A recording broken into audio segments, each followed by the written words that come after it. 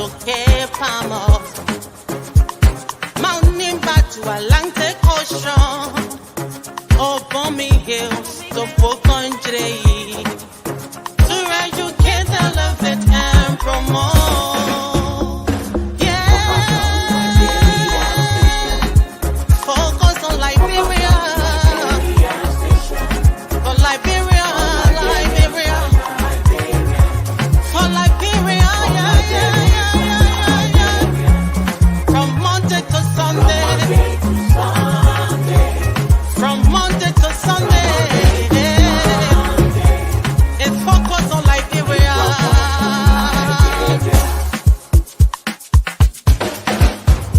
Talk about home affairs. Hey. In diaspora. Current affairs.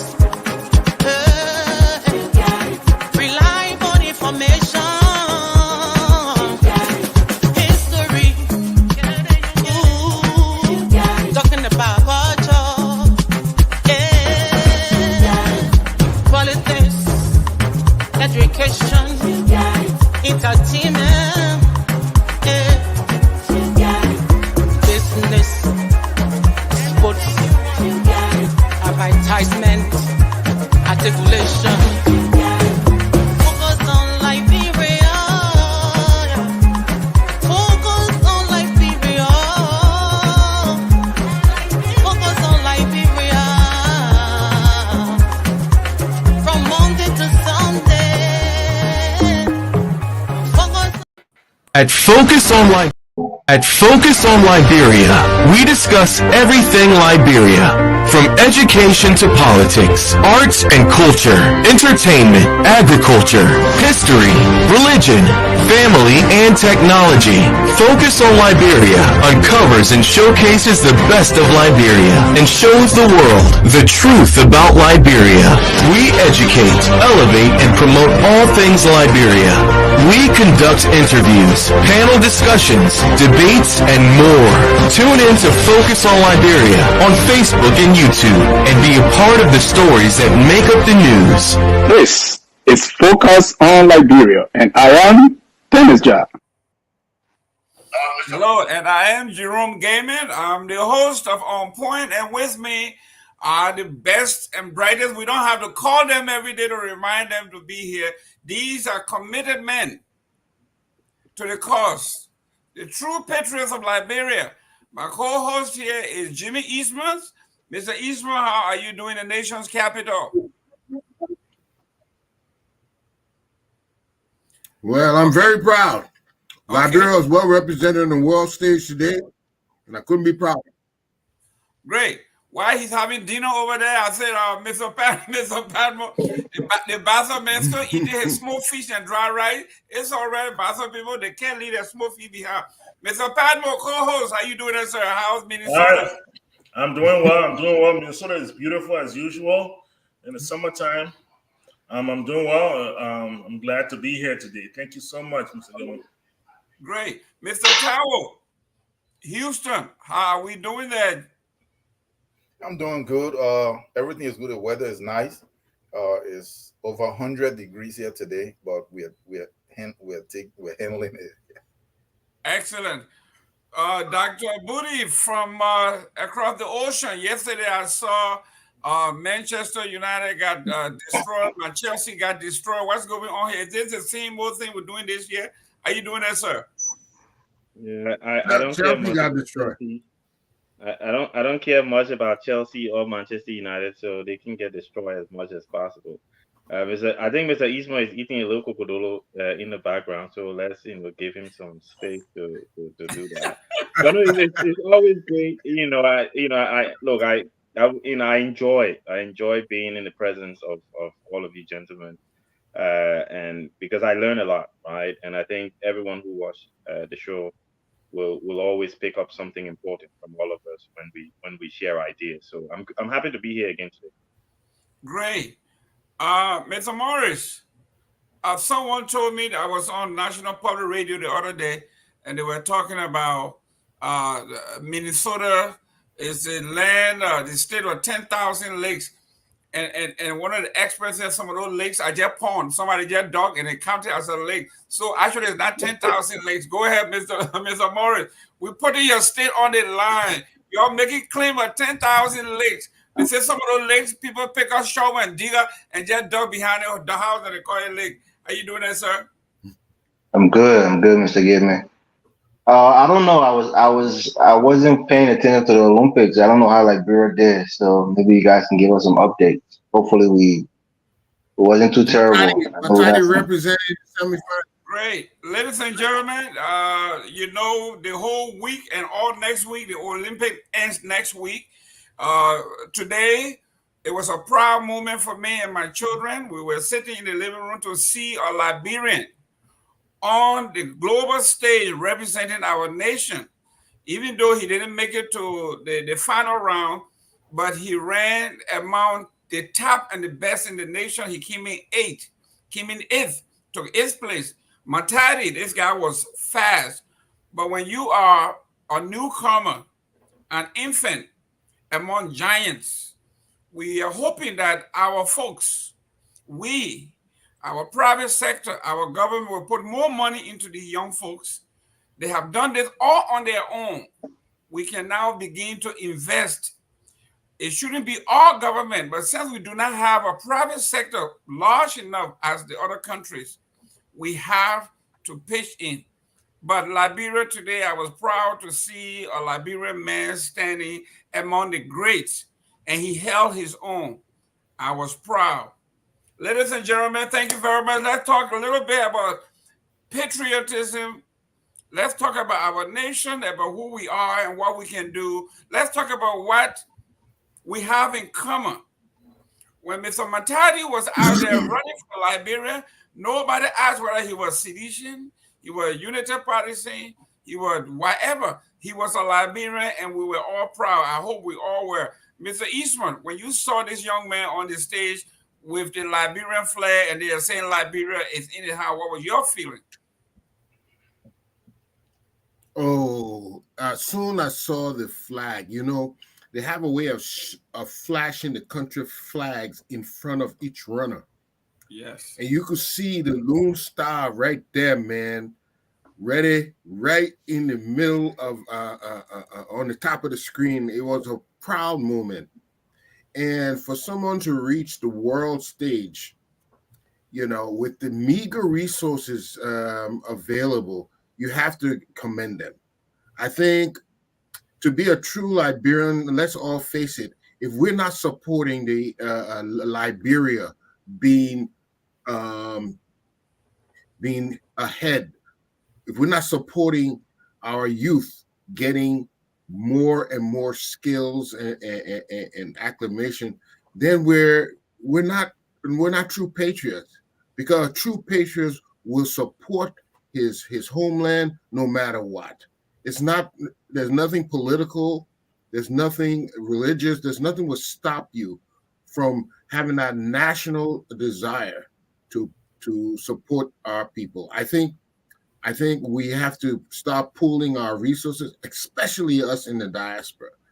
We need to pool our resources to find where we can directly support efforts of the youth to make them better. Because if we do not prepare our youth for tomorrow's future, then Liberia future will be bleak. So I think we can do a lot. And we need to find a way to organize to do that, so that we can provide an opportunity for the youth. Good. Mr. Tao, when we talk about Liberian youth, I think you saw the statistics from the UN. Like 60% of the Liberian population is under 30, and almost 59% or 50% under the age of 17. So we're talking about young, but we find all the young folks in political, how they call them, intellectual forums. Instead of doing something, they just talk politics. They are wasting their energy, their talents. Some of these guys could be, when I saw people on the water rowing without canoe, and I'm saying to myself, the whole Fantin town, we have our crew brothers, our crew sisters. These people have made a living for millennials doing this. Why can't we go in there and recruit the young folks that this is not only for a daily living, but you could actually make millions doing this when you do it the right way, Mr. Tao? Yeah. So in the first place, growing up in Liberia, I grew up around a lot of Americans. Okay, a lot of whites and few blacks, and there were few of them.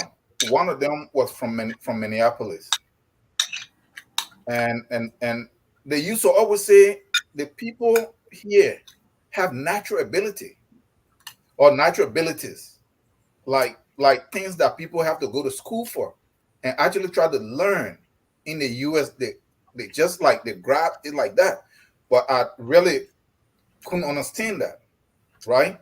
So in short, what I'm saying here is that our people, our youth, our children back in Liberia they have abilities and they actually have natural talent. The thing that's lacking is to direct that and to actually be able to focus them and train them and invest into them. The first time that I went home, I'm here in the US, and when your vehicle have CV joint issue, you take it to the shop. It's there for 2-3 weeks. They got to remove the whole thing. So when I got back, I was trying to go to the village. My cousin vehicle had that CV joint. He said, "Oh man, let's go to Gorbachev Field." We got over there. The kid was like 10 years old. The other one like 15 or 16. They came in. I was like, "We have to." They said, "No, you just need to buy the little gear." I was like, "What?" In 30 minutes, those kids just jacked the thing up, removed the tire, not put that thing back, and it was super. These are the abilities, but the training to really be able to direct them to turn that professional, to turn that into something that moves smoothly. That's what's missing. So in short, you're saying, why can't they fund all this stuff? You have to invest in them. So if the football that we even play, that's supposed to be the real sport, there was no investment in it. And I was really disappointed on who football is what made him to be president. And he was over there and we couldn't even use the national stadium.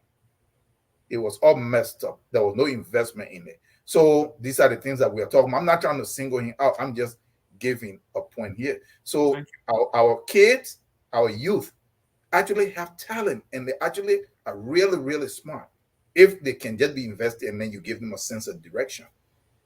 Good. But other than that, what happened? Nobody want to invest in them because what happened? Everybody want to use them as what?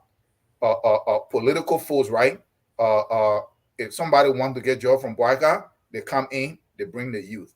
If George Rat is coming, they all show up at this place. If Ellen Johnson Sally want to go somewhere, they all show up because they're not doing anything. They're just available. So people are just using them all over the place.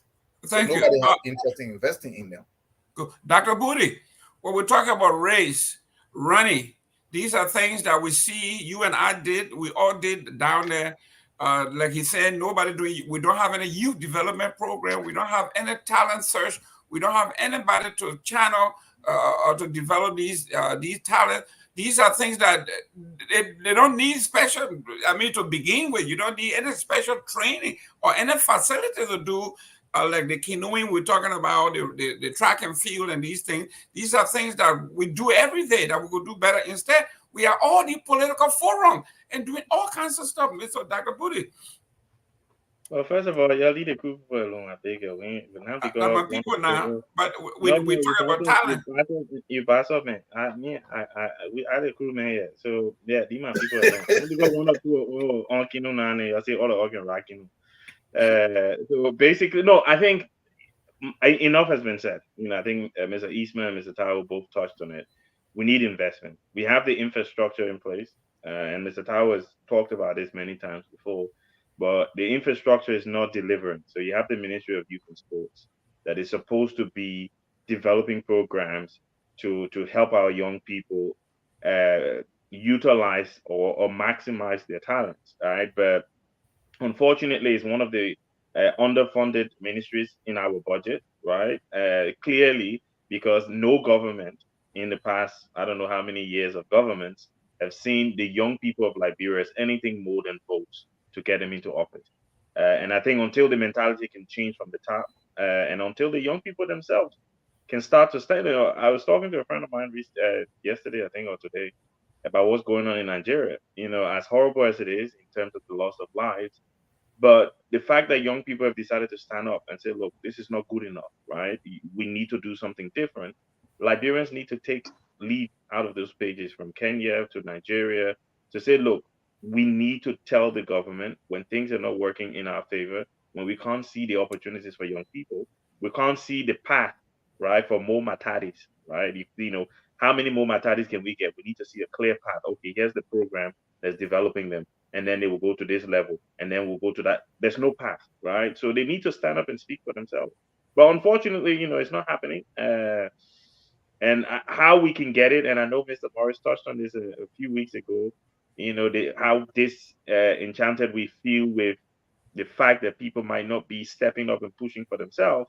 But I think we need to try and ignite something in young people in Liberia to understand the values that they have and push our leaders to say, look, no, this is not good enough. You need to do more for us. Good. Michael Padmore, we are talking about youth development, and someone mentioned there was a young lady that ran in the quarterfinals. I don't have her name. If anybody have her name, please put it in the chat room so we can recognize her. She did very well as well, representing our country. We need her name. Dr. Waldo mentioned her, but didn't put her name. Please put her name. Michael Padmore, this is where we are. I know for sure, when we talk about swimming, okay? I see what our crew brothers and Fantin brothers do. This is something that they have been doing for, like I said, hundreds of years. This is in their DNA, but it has not been developed in a professional way. In the United States here, in Harlem, they have all these talented black kids, but their parents were poor. So when they developed the Harlem Boys Choir, the organizers said we have to bring them in and do it as a boarding school because the parents can't afford to bring them in. So they put them together and develop them, and now they are world renowned. Why can't we, the government, start something and say we're bringing these kids from Grand Gita, Grand Bassa, Deep, they know their stuff. Let's put them together in one place and develop them, youth development.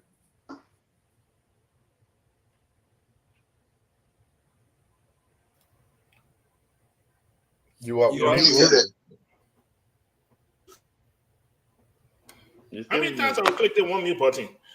All right, hi gentlemen. Thank you so much. I was attempting to share the ladies, the lady we're talking about, the lady's comment with you. So give me 1 second here. Let me do that, okay? Okay, so while you're doing, let's go. Let me go to Morris here. Morris, you're the youngest man here. I know you have a lot of talent. How we discover you early and say 5 years old. Thank you so much for all the support. I know I didn't get what y'all expected me to do, but I just came out here to compete as best as possible. I already knew my limits, but I just wanted to see how far I could push it. So thank you. And then just keep pushing, keep grinding. Liberia is a small country and we're not usually recognized. So as much as you can do for yourself and your country, keep doing it. No matter, the critics talk or how much people have to say, just go out there, try your best and keep pushing. All right. And from this experience, my biggest lesson is keep being determined. I've came back from injuries multiple times. So of course I didn't do what I wanted to do on this stage, but I know this is just the beginning for me. All right. So that was Miss Thelma Davis. And that was the lady you guys were speaking about who competed in the race. And she didn't qualify beyond that. But just to be in the Olympics, I think it's a huge feat. Not everybody can go to the Olympics. You have to have a certain performance. You have to meet a certain mark. You have to have a certain qualification number. And then you have to compete with other countries to be amongst the finals. It's really the final people that go to the Olympics. So it's a 2-year process. But we just see the last 14 days of it. But it's a huge feat. We're immensely proud of our athletes. They're still competing. Joseph Fowler running tomorrow. Yeah, he's running tomorrow. And then we have the 4x4 relay, I believe on, is it Thursday? Yes. The 4x4 relay on Thursday, men's 4x4 relay on Thursday, where we'll see Famila in that one again. We'll see Matadi in that one. We'll see Jabez Reeves in that one as well. Yeah, so we're immensely proud of our athletes. I've watched the Jamaicans, and a lot of people asking the question, what is in the water in Jamaica that got it running like that? I don't believe that's the case. Look, when you invest and you expose the young people to certain experiences, certain sports, certain inspiration, they flock to that. I remember when George Weah went to Cameroon and then went to Europe. All of a sudden, James Diba went to Cameroon, went to Europe. Massa Jr. went to Cameroon, went to Europe. Borja went to Europe. All these guys start going to Europe. It had never happened before. You trying to tell me that we never had football player than before? You trying to tell people that say someone ain't couldn't go to Europe? No, they gotta go to Europe. You know, but it took one person to inspire them.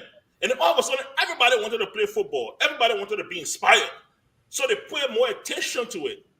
That's why Usain Bolt did for Jamaica and the islands. Now, everybody in the islands want to run. You see the children is 11, 12 years old. They're going into it. They're being intentional about it. They're watching their diet. They're practicing. They're learning about the sport. So for that reason, you see Jamaica is elevating itself in track and field. Liberia can do this. You want to tell me? Don't tell begin in Nukudan again run. The men can run. But what are you trying to say? I own a crew people, yes.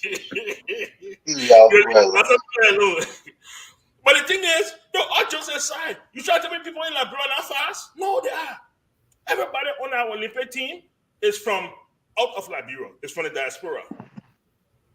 That's because they were lucky. None of them came on scholarship to run.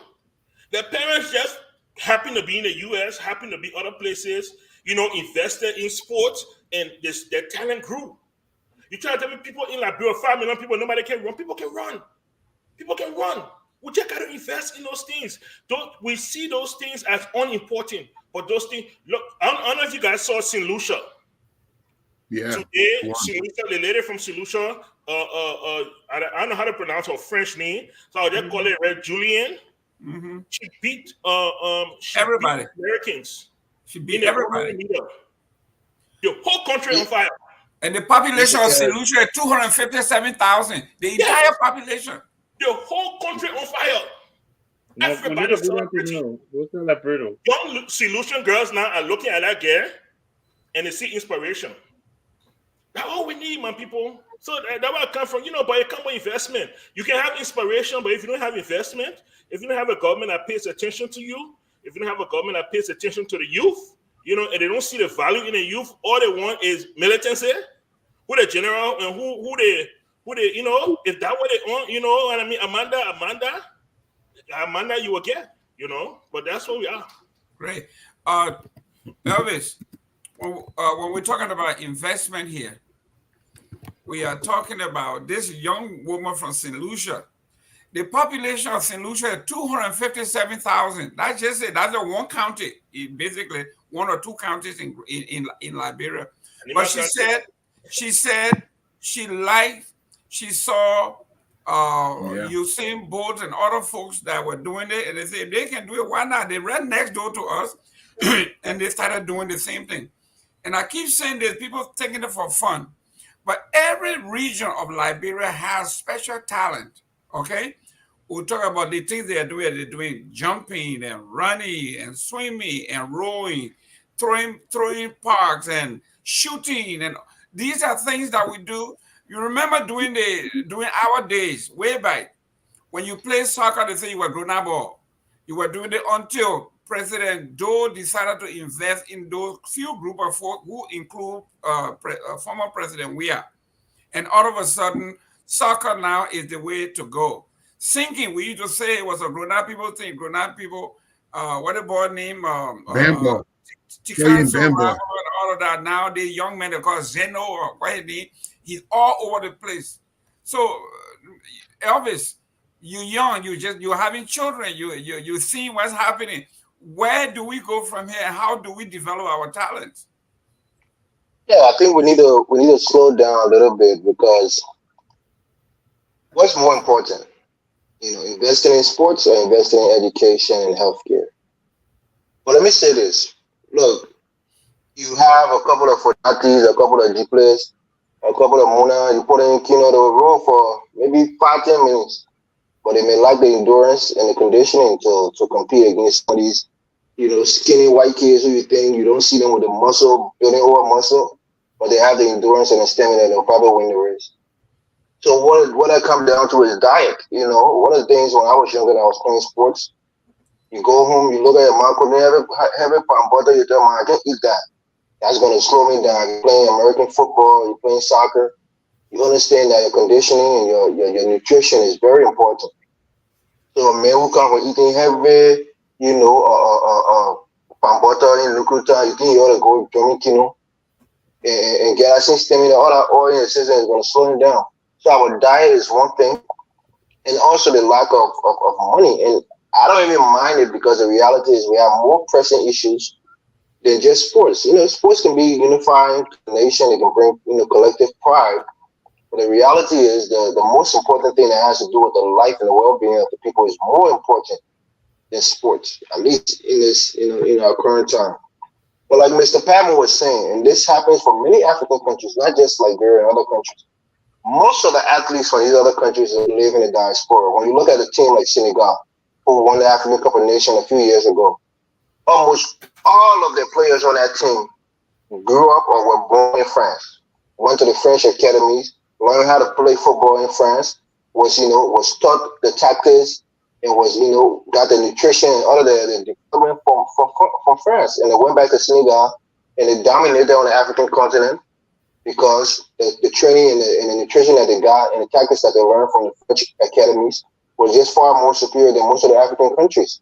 Same thing with Nigeria. Most Nigerian players are people who grew up in England and who play, abroad. They're not made in Nigeria. Most of them are not made in Ghana. So when you see most of these athletes doing well for the national team, especially when it comes to football, that's the one we pay most attention to. Most of these guys are either born in Europe or developed in Europe. And that's why you saw during President Weah's time, when he was playing football, we had our golden days, because most of the players that was playing, most of them went out of Liberia quick. Went to Switzerland, went to France, went to Greece or wherever they played. And when they came back, they were on another level. Had they been playing in the Liberian First Division, their talents and their abilities would be a lot limited, because just the nutrition and certain things, we don't even know how to train footballers. So my point here is, sports is important, but there are more pressing things in our country right now when it comes to the immediate health and immediate well-being of our people. So we applaud these guys and these ladies for what they're doing. They have the talent, but they just didn't have the best nutritionists, the best trainers to really elevate themselves to that top echelons of athletes in their respective fields. So the key here is investments. But with Liberia, when we say we're underdeveloped or we're not developed, it's not just about infrastructure. It's about socially, it's about athletics, it's about a lot of things. So being underdeveloped don't only mean you don't have roles in hospitals and other things. It means that your culture socially hasn't developed to the point where you realize and you understand some of these complex things when it comes to sports and social development and social engineering. So all of those things are a factor in our own development in our country. But so far, we're proud of them, the fact that they made it to this stage. Out of all the people that run track, all the people that play, all these different sports, for any Liberian to make it to that level with the limited resources that our country has. And we have to give thanks to the United States. I hate to say, I know Mr. Kyle won't like it, but most of these kids grew up here. They probably did, track and field in their high school, and maybe they got spotted by some of their track coaches and told them they had special talent and they should go and train with this other academy or train with this other, team. And that's how most of them were able to elevate their talents. So Shout out to the U.S. and those who helped to foster other talents from other countries, and now they choose to represent our country. So we're proud of them. Mr. Jimmy, can I clarify something real quick? Yeah, Mr. Tawo, real quick. Yeah, can I clarify something real quick? In the first place, we are them. The Church Right 11 didn't originate from any Europe. Those guys already. What happened when Doe came in and he started to invest in football? We are them were already playing. They were very skillful. They were rough around the edges. So what he did was he brought them to Brazil, where they camped for 6 to 7 months, where they were trained. Because at that time I was a kid when the stadium opened in 1986, SKD, and even Brazilians that came with them even were naturalized. Lascimento and all those guys. I think like Gibman was there. He can remember Mr. Padmo, Mr. Eastman. That's one thing. So what we are talking about, I think the point is missed. We're not just talking about sports. Sports is just something that was mentioned. We're talking about investing in the youth and developing them. If we say we're going to invest in the present things, if you're going to leave the future leaders behind, then what are you going to be investing in? So we just mentioned sports, we're talking about creating opportunities, investing in them. So sports is one aspect. Okay. With limited resources, you have competing priorities. But if you're going to invest in them, if you build the schools and the schools are running well, let's say you invest in schools and education, those sports are then built into the schools. When we grew up, we played football. That's how Georgia discovered there was no special. When the schools were good, it is in those schools. The county meet and the different schools meeting each other and they're playing. That is where they were developed. So when the investment dry up and it's not there, then the development doesn't come. But one thing, no, the Senegalese team did not originate from France. The Nigerian team did not originate from abroad. I follow it. Senegal have an academy which Patrick Vieira is connected to. That is where the City of Mani, the Mandi, the Kolobali, all these guys. That is where they originated from. In Nigeria, no, that's not true. The Wilford Boniface, the Chukwueze, the Osihen, all these people they developed in Nigeria, in Samson Sese and other academies before they went abroad. Man, I follow it. Listen, I follow these guys. They play. I follow them from under 16, from under 21, from under 23. Mr. Morris, we just heard, and thank God that somebody just put it in our chat room that 220 young prospects were taken from Senegal to France into the little academy for development. Yeah, from the academy. Okay? So they come over there and take them. But what I'm saying, I'm a living. I just want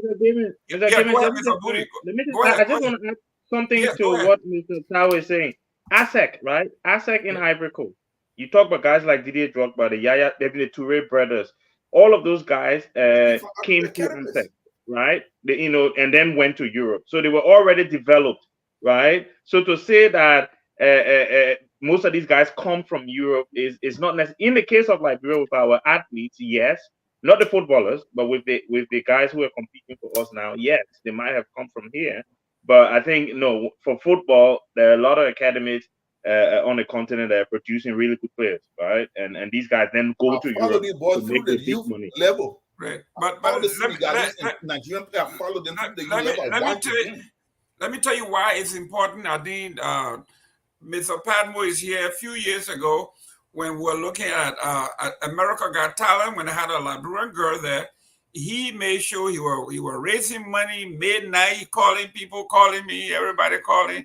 And this girl was doing very well. Unfortunately, with the COVID time, and we don't know why, but I'm telling you, I'm a living witness. I invested a lot. When my son was 5 years old, I put him in Pee Wee football, from Pee Wee football, flag football, to red football, basketball.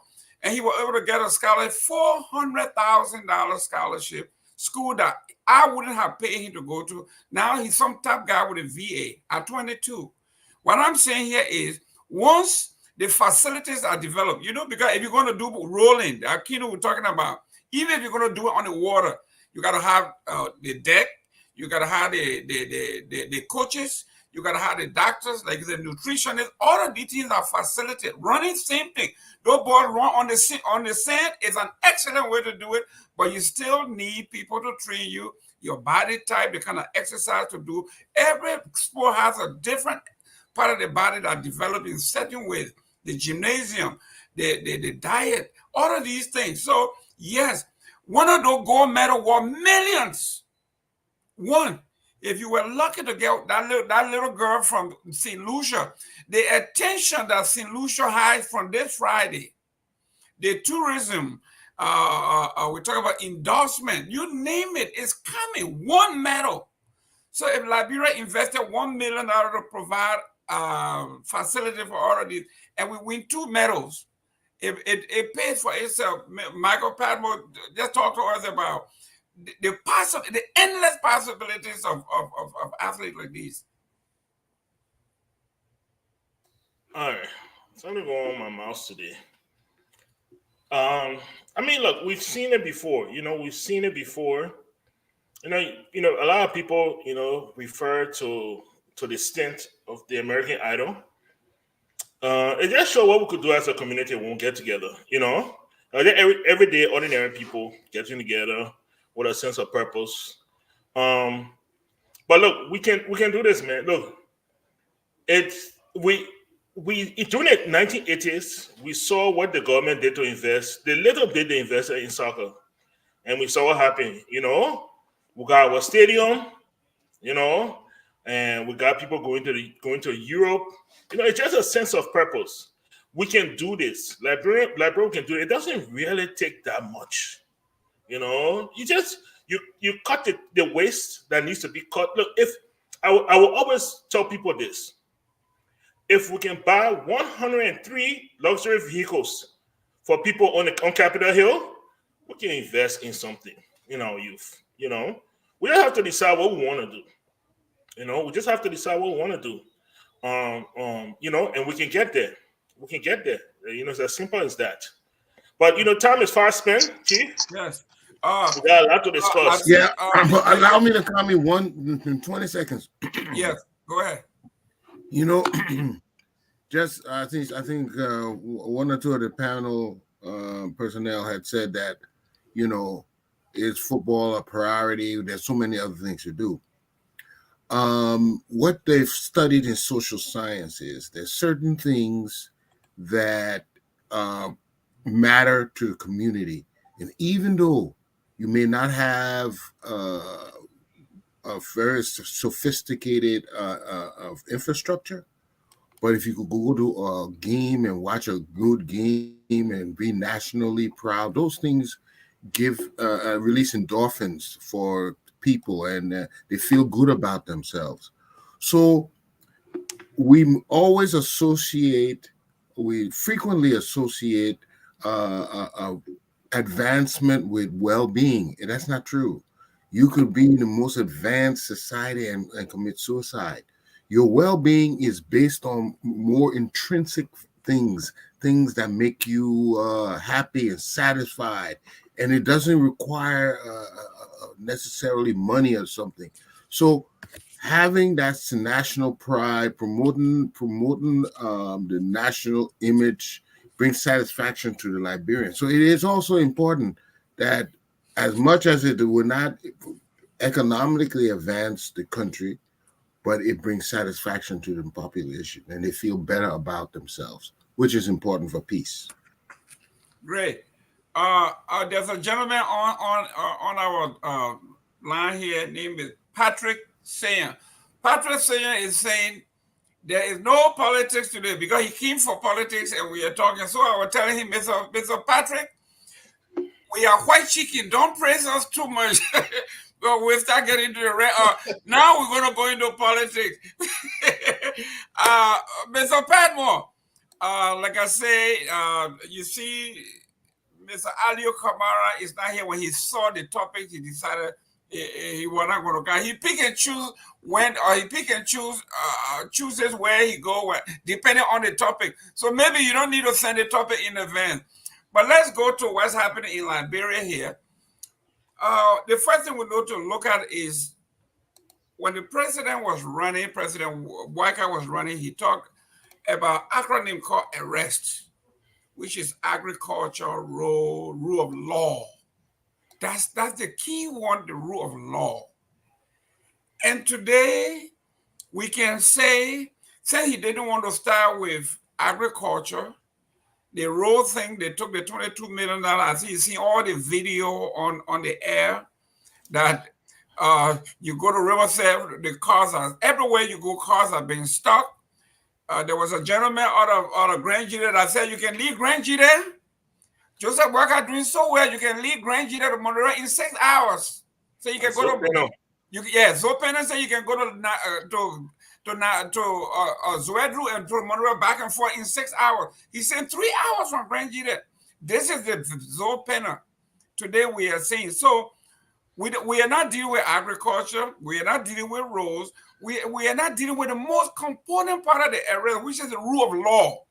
And this is where we are coming. Joseph Boakai, this week, the premise, there was an audit that was done at the central bank, and the IMF flagged the audit did not address $8 million that was approved, sent to SIB Bank for payment that turned out to be campaign money borrowed. And the IMF flagged that. They requested supporting documents. Mr. Talu was supposed to do all of that.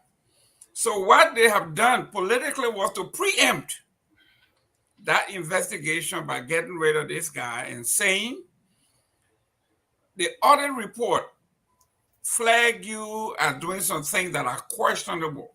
We are not firing you, but we're going to move you out. Then he turned around subsequently and set up an economic team where he is now the chair. The president is the chair of the economic team. And on that team, he appoints the governor of the central bank, which happens to be his nephew. So now Joseph Boakai is basically in charge of the central bank of Liberia, and everybody else is under him. So here we are. And I'm going to start with you, Mr. Michael Padmore, because this is something that we've been talking about.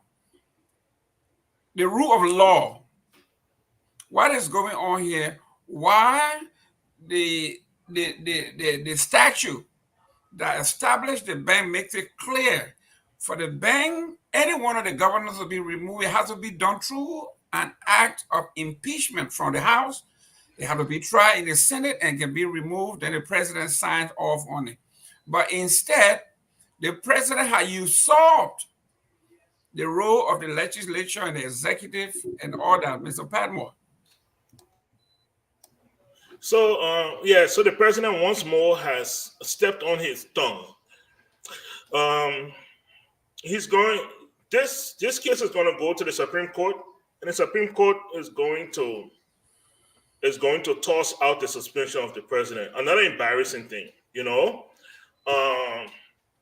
And then he's going to lean on his rescue mother, Yombi Conga Lawrence, to push this through.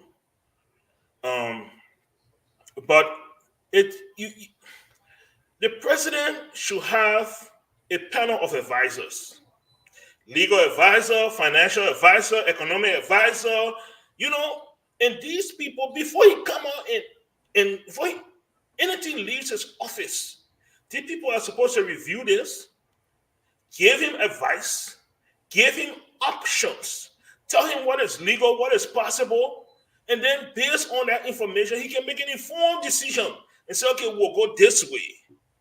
It's like nobody doing anything. Everybody just interested in where they can bring their own contract, whether that 250 yellow machine or 300 buses, that all the people in the president's office concerned about. Nobody concerned about doing their job, and they're embarrassing the old man. They're embarrassing the old man. It's going to go to court, and the Supreme Court is going to throw it out. They're going to say, no, you cannot suspend this man. You can't suspend him. I don't care what happened. He has to go through a process. And that process has not been done. Not only do you suspend him, but then you put somebody in place as an acting. How do you do that? You know, he's the governor. The bank has a board. As a matter of fact, the board should be the first group of people to call the governor to order. You jump over the board, and then you call the government to order. You know, it's so embarrassing. But the question that ponders my mind is, if the president can make such elementary mistakes like this, what else deeper? What else? You know what I mean? When they're going into negotiations and contracts and concessions, I mean, how scary is it? These people don't know how they call him Bushy Ben Keita, wherever his name is. He's supposed to be a legal advisor. That dude needs to be fired yesterday. He know what he's doing. He has absolutely no idea. He's a bully. He's a politician. He's not a legal advisor. He's embarrassing the president. You know, so it's either one or two things. Either the president knew and decided to proceed wrongly, or the president was ill-advised. Which one is it? You know, and you know, and that's what we see it. We saw it with the tenor positions. You know, and all these things. No, I mean, like, the people are so incompetent. Even with 47 years, nobody got, even my late child, my youngest son, who is 16, 17-year-old. If I call him right now showing the statue, I say, what do you mean? You will tell me straight. And you really need a legal advisor to tell you. It's scary, it's sad, you know, and it just shows that the people that we have running the country right now are not serious out. Thank you.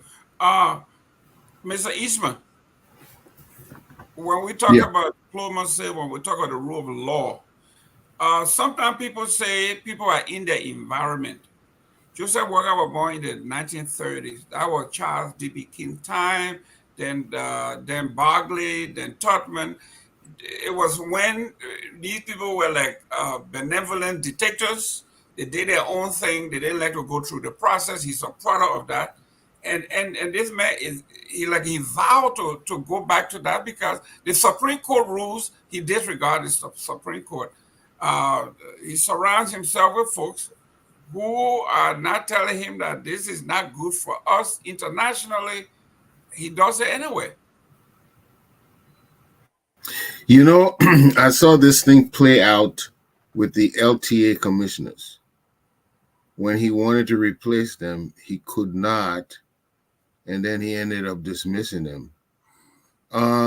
It is quite clear that this administration wants to make changes and circumvent due process.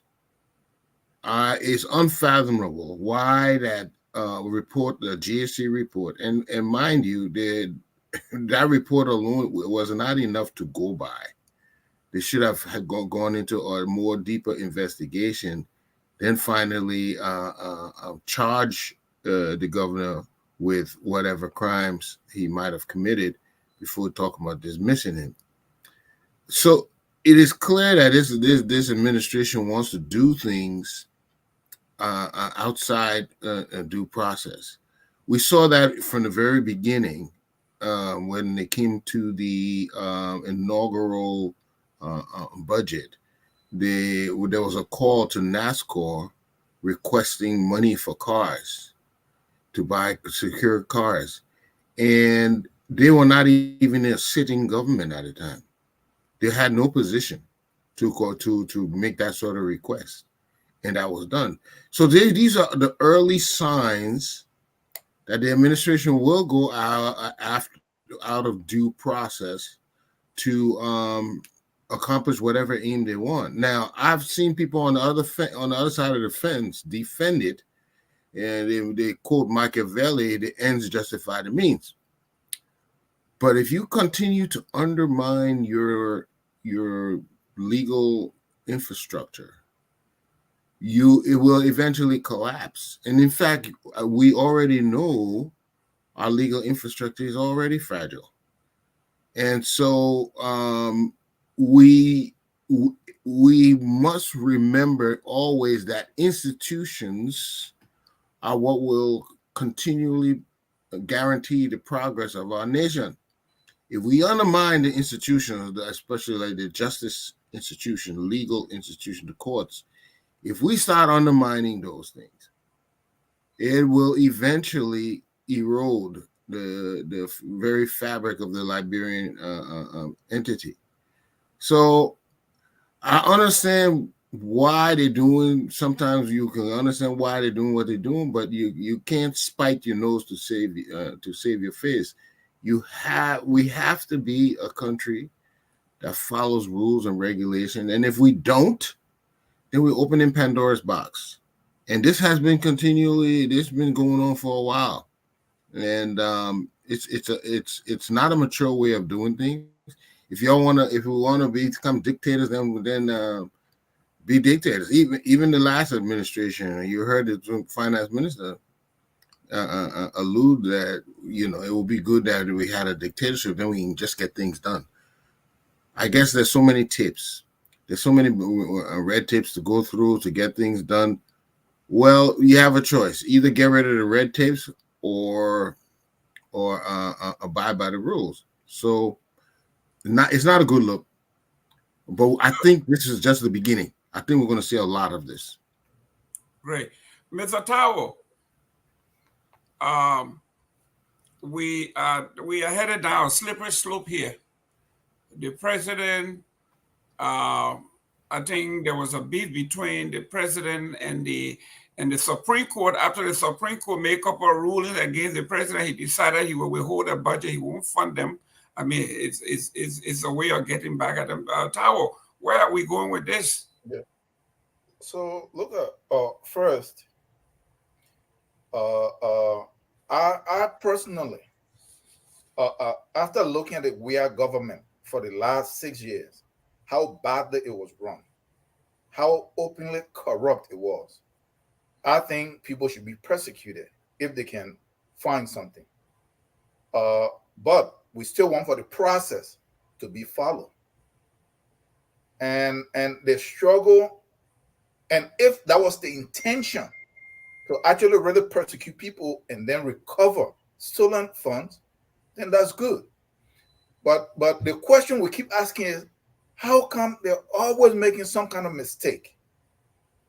Right? I really don't think it's a mistake. They don't intend on really doing this. Because there is no way that me and you, we can sit out here and millions of other Liberians can read the simple rules and regulations that govern these things, and they can actually see it, right? But then how come the people who are supposed to be the experts that they brought from abroad or from somewhere, they sit there and they can see it? So they don't intend really on achieving anything with respect to really persecuting somebody or auditing anybody. I from me now, because I mentioned it before from the very first time I came here, they have no intention. They will never audit anybody and they will never recover any asset because they themselves intend on stealing. And before they could even sit down, we saw them already stealing. How would the Bouaka government really persecute somebody if they themselves they're already stealing from the inauguration all the way up every step they're stealing? They're not going to do that.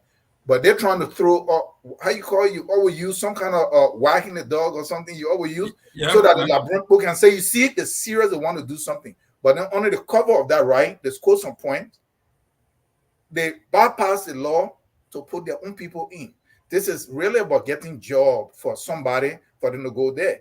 And if they're accusing the WEA government, because I saw the numbers and I saw the breakdown and I saw the reasons for which some of these numbers.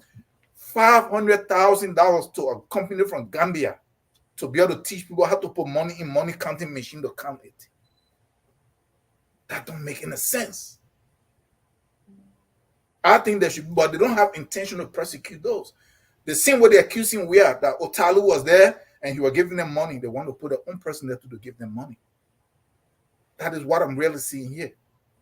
And you can see it all along the way, every step that they take for everything they're doing. And it's like how they're making the elementary mistake. They're not making mistake.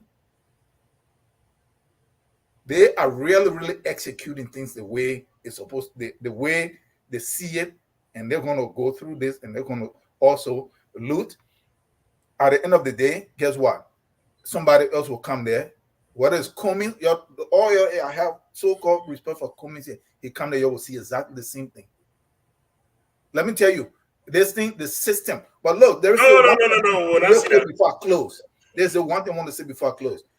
Somebody say, Mr. Padmo and Mr. Eastman raised the question, say, I don't know what kind of guys that are really running this country and they just cannot advise the president. We heard this on a Wia, we heard this on an Ellen, and now on a Boyka. Gentlemen, let us be honest here. Let us try to unmask this myth. These guys that you're asking about, they're guys from the diaspora. They're the so-called experts.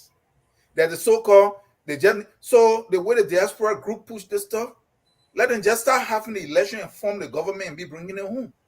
Because they myth that the people in the diaspora are always looking for job, always trying to project themselves, that they're so better, that they know how to do it. No, they are all corrupt. They come to Liberia with very bad behaviors, with corrupt attitude. They come in there feeling entitled. They have no commitment to the country. They come in there claiming that they were doing big jobs here, and so they should get compensated 40,000, 80,000, and they loot the country. And then when the Liberian people want to point it out, the next myth that they run to is, we in the diaspora, we send over 750 million. That is double the country's budget. That's one lie. Don't send no money. They didn't beg you. You send that money. You did not send it to the Liberian government to subsidize no budget. We all send money so that we feed our mom, our uncles. We send people to school that are attached to us, or we build our house if we're building one. That money has no commitment to the people in Liberia. You're sponsoring your own immediate people and people that you want to help. So don't use that to hang over the people. Each and they want to point out the corruption that is coming from here. Then you're run to that. Let that myth be unmasked so it can be put to rest. Thank you. Dr. Booty, I read the audit report, and everybody else read it. It says here there were nothing criminal. There were procedural errors and all of these things, and it made it clear. And the thing was that when they were doing the audit, like every audit, you make all the lists of documents that you want, and you give people time to get those documents. They made a list of tons of lists, sent it to the central government, the bank, and told them you got 24 hours to send all of these things, knowing very well that to compile 200-300 pages of different proof and respond to these things would take sometimes weeks. When the report came back to them, they refused, the GSC refused the responses. They told them to take it to the legislature where this thing finally going to wind up. So you see where this is going. So if the audit report, it said there were nothing criminal. There were procedural errors and they listed where those areas were. Talk to me, what's going on here? Well, I think most of my esteemed colleagues have already addressed the issues at hand, right?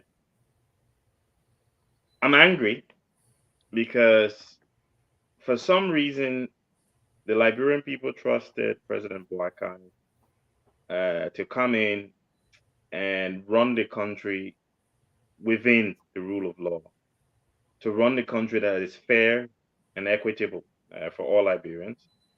And he's doing exactly the same. You know, when my colleagues were speaking, I was reflecting, right? And if you go back to President Sirleaf, right, her government, I remember she fired her first police director, fired her first information minister for corruption.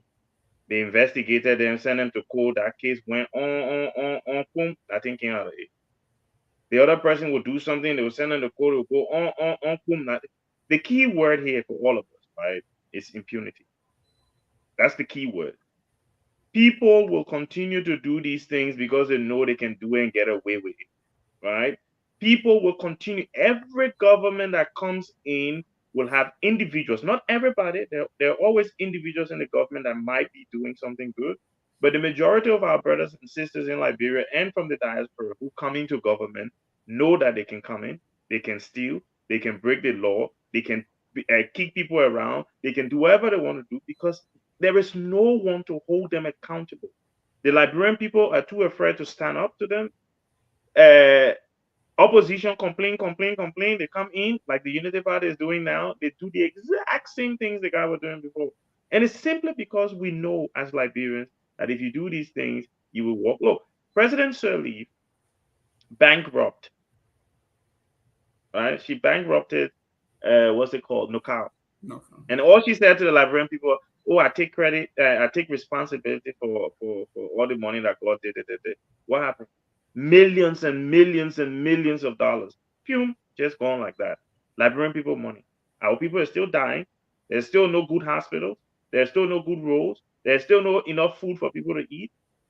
President Weah came in at least, and I remember my brother, Mr. Morris, said when I first joined the show, a couple of shows, he said, look, the way Bwaka going, President Weah was more a law abiding than this one who has all the experience.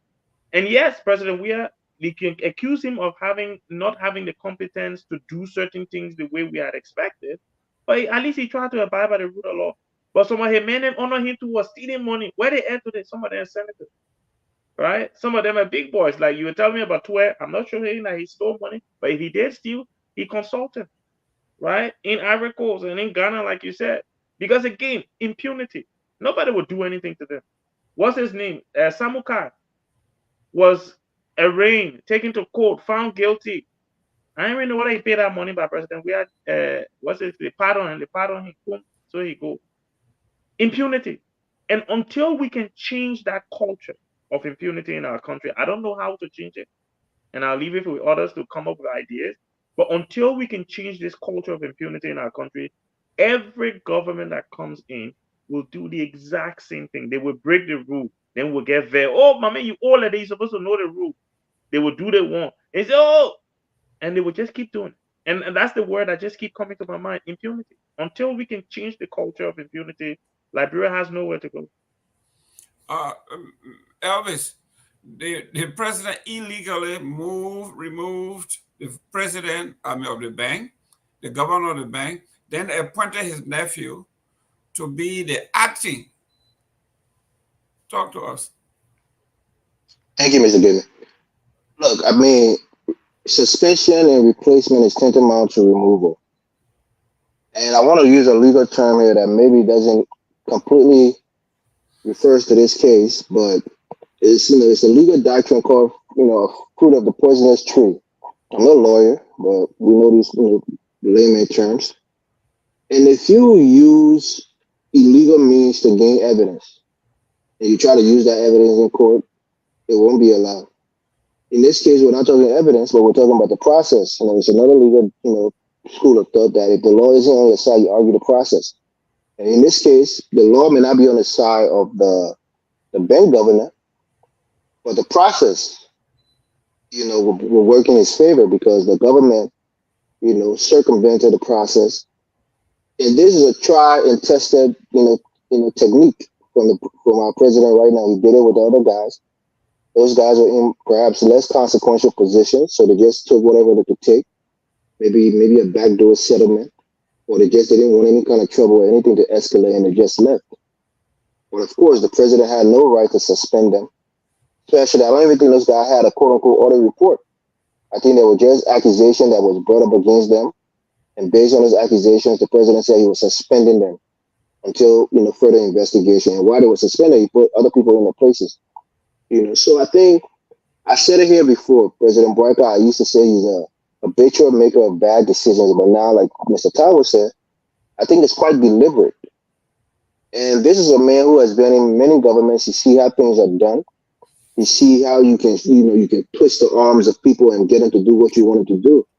And that's what he's doing right now. He's strong-arming his way into these tenure and key positions, and he's trying to solidify, his government and put people who he trusts in key strategic positions, and thereby having full control of the government. And if President Bwaka leaves office tomorrow, these people who are in these positions, who are supposed to be in tenure position, I think for like 7 years, and maybe after he leaves, you'll have another 2 years on the term. Is the next person allowed to bring up charges and use other reports to remove them? I'm sure the United Party people will say it's a witch hunt also. But ultimately, I blame President Weah because I think the tone that he sets for his government was going to be one that was not going to be, a lack of accountability. That's the tone that he said initially. And President Joseph Boyka is benefiting from the influence that President Ellen Johnson Sirleaf had on President Weah, because we know that there was talks held, about certain things that President Weah wasn't going to go after President, Sirleaf administration, and President Boyka was under that umbrella, and that shaded him and kept him from the light of investigation and bringing some of the things that he did to light. So he doesn't care now. His relationship with Ellen Johnson Sirleaf is by the wayside. And even though he benefited from a protection that President Weah kind of negotiated with her, now he wants to go after the Samuel Torres and these other guys. And like people said, maybe these guys, they steal money.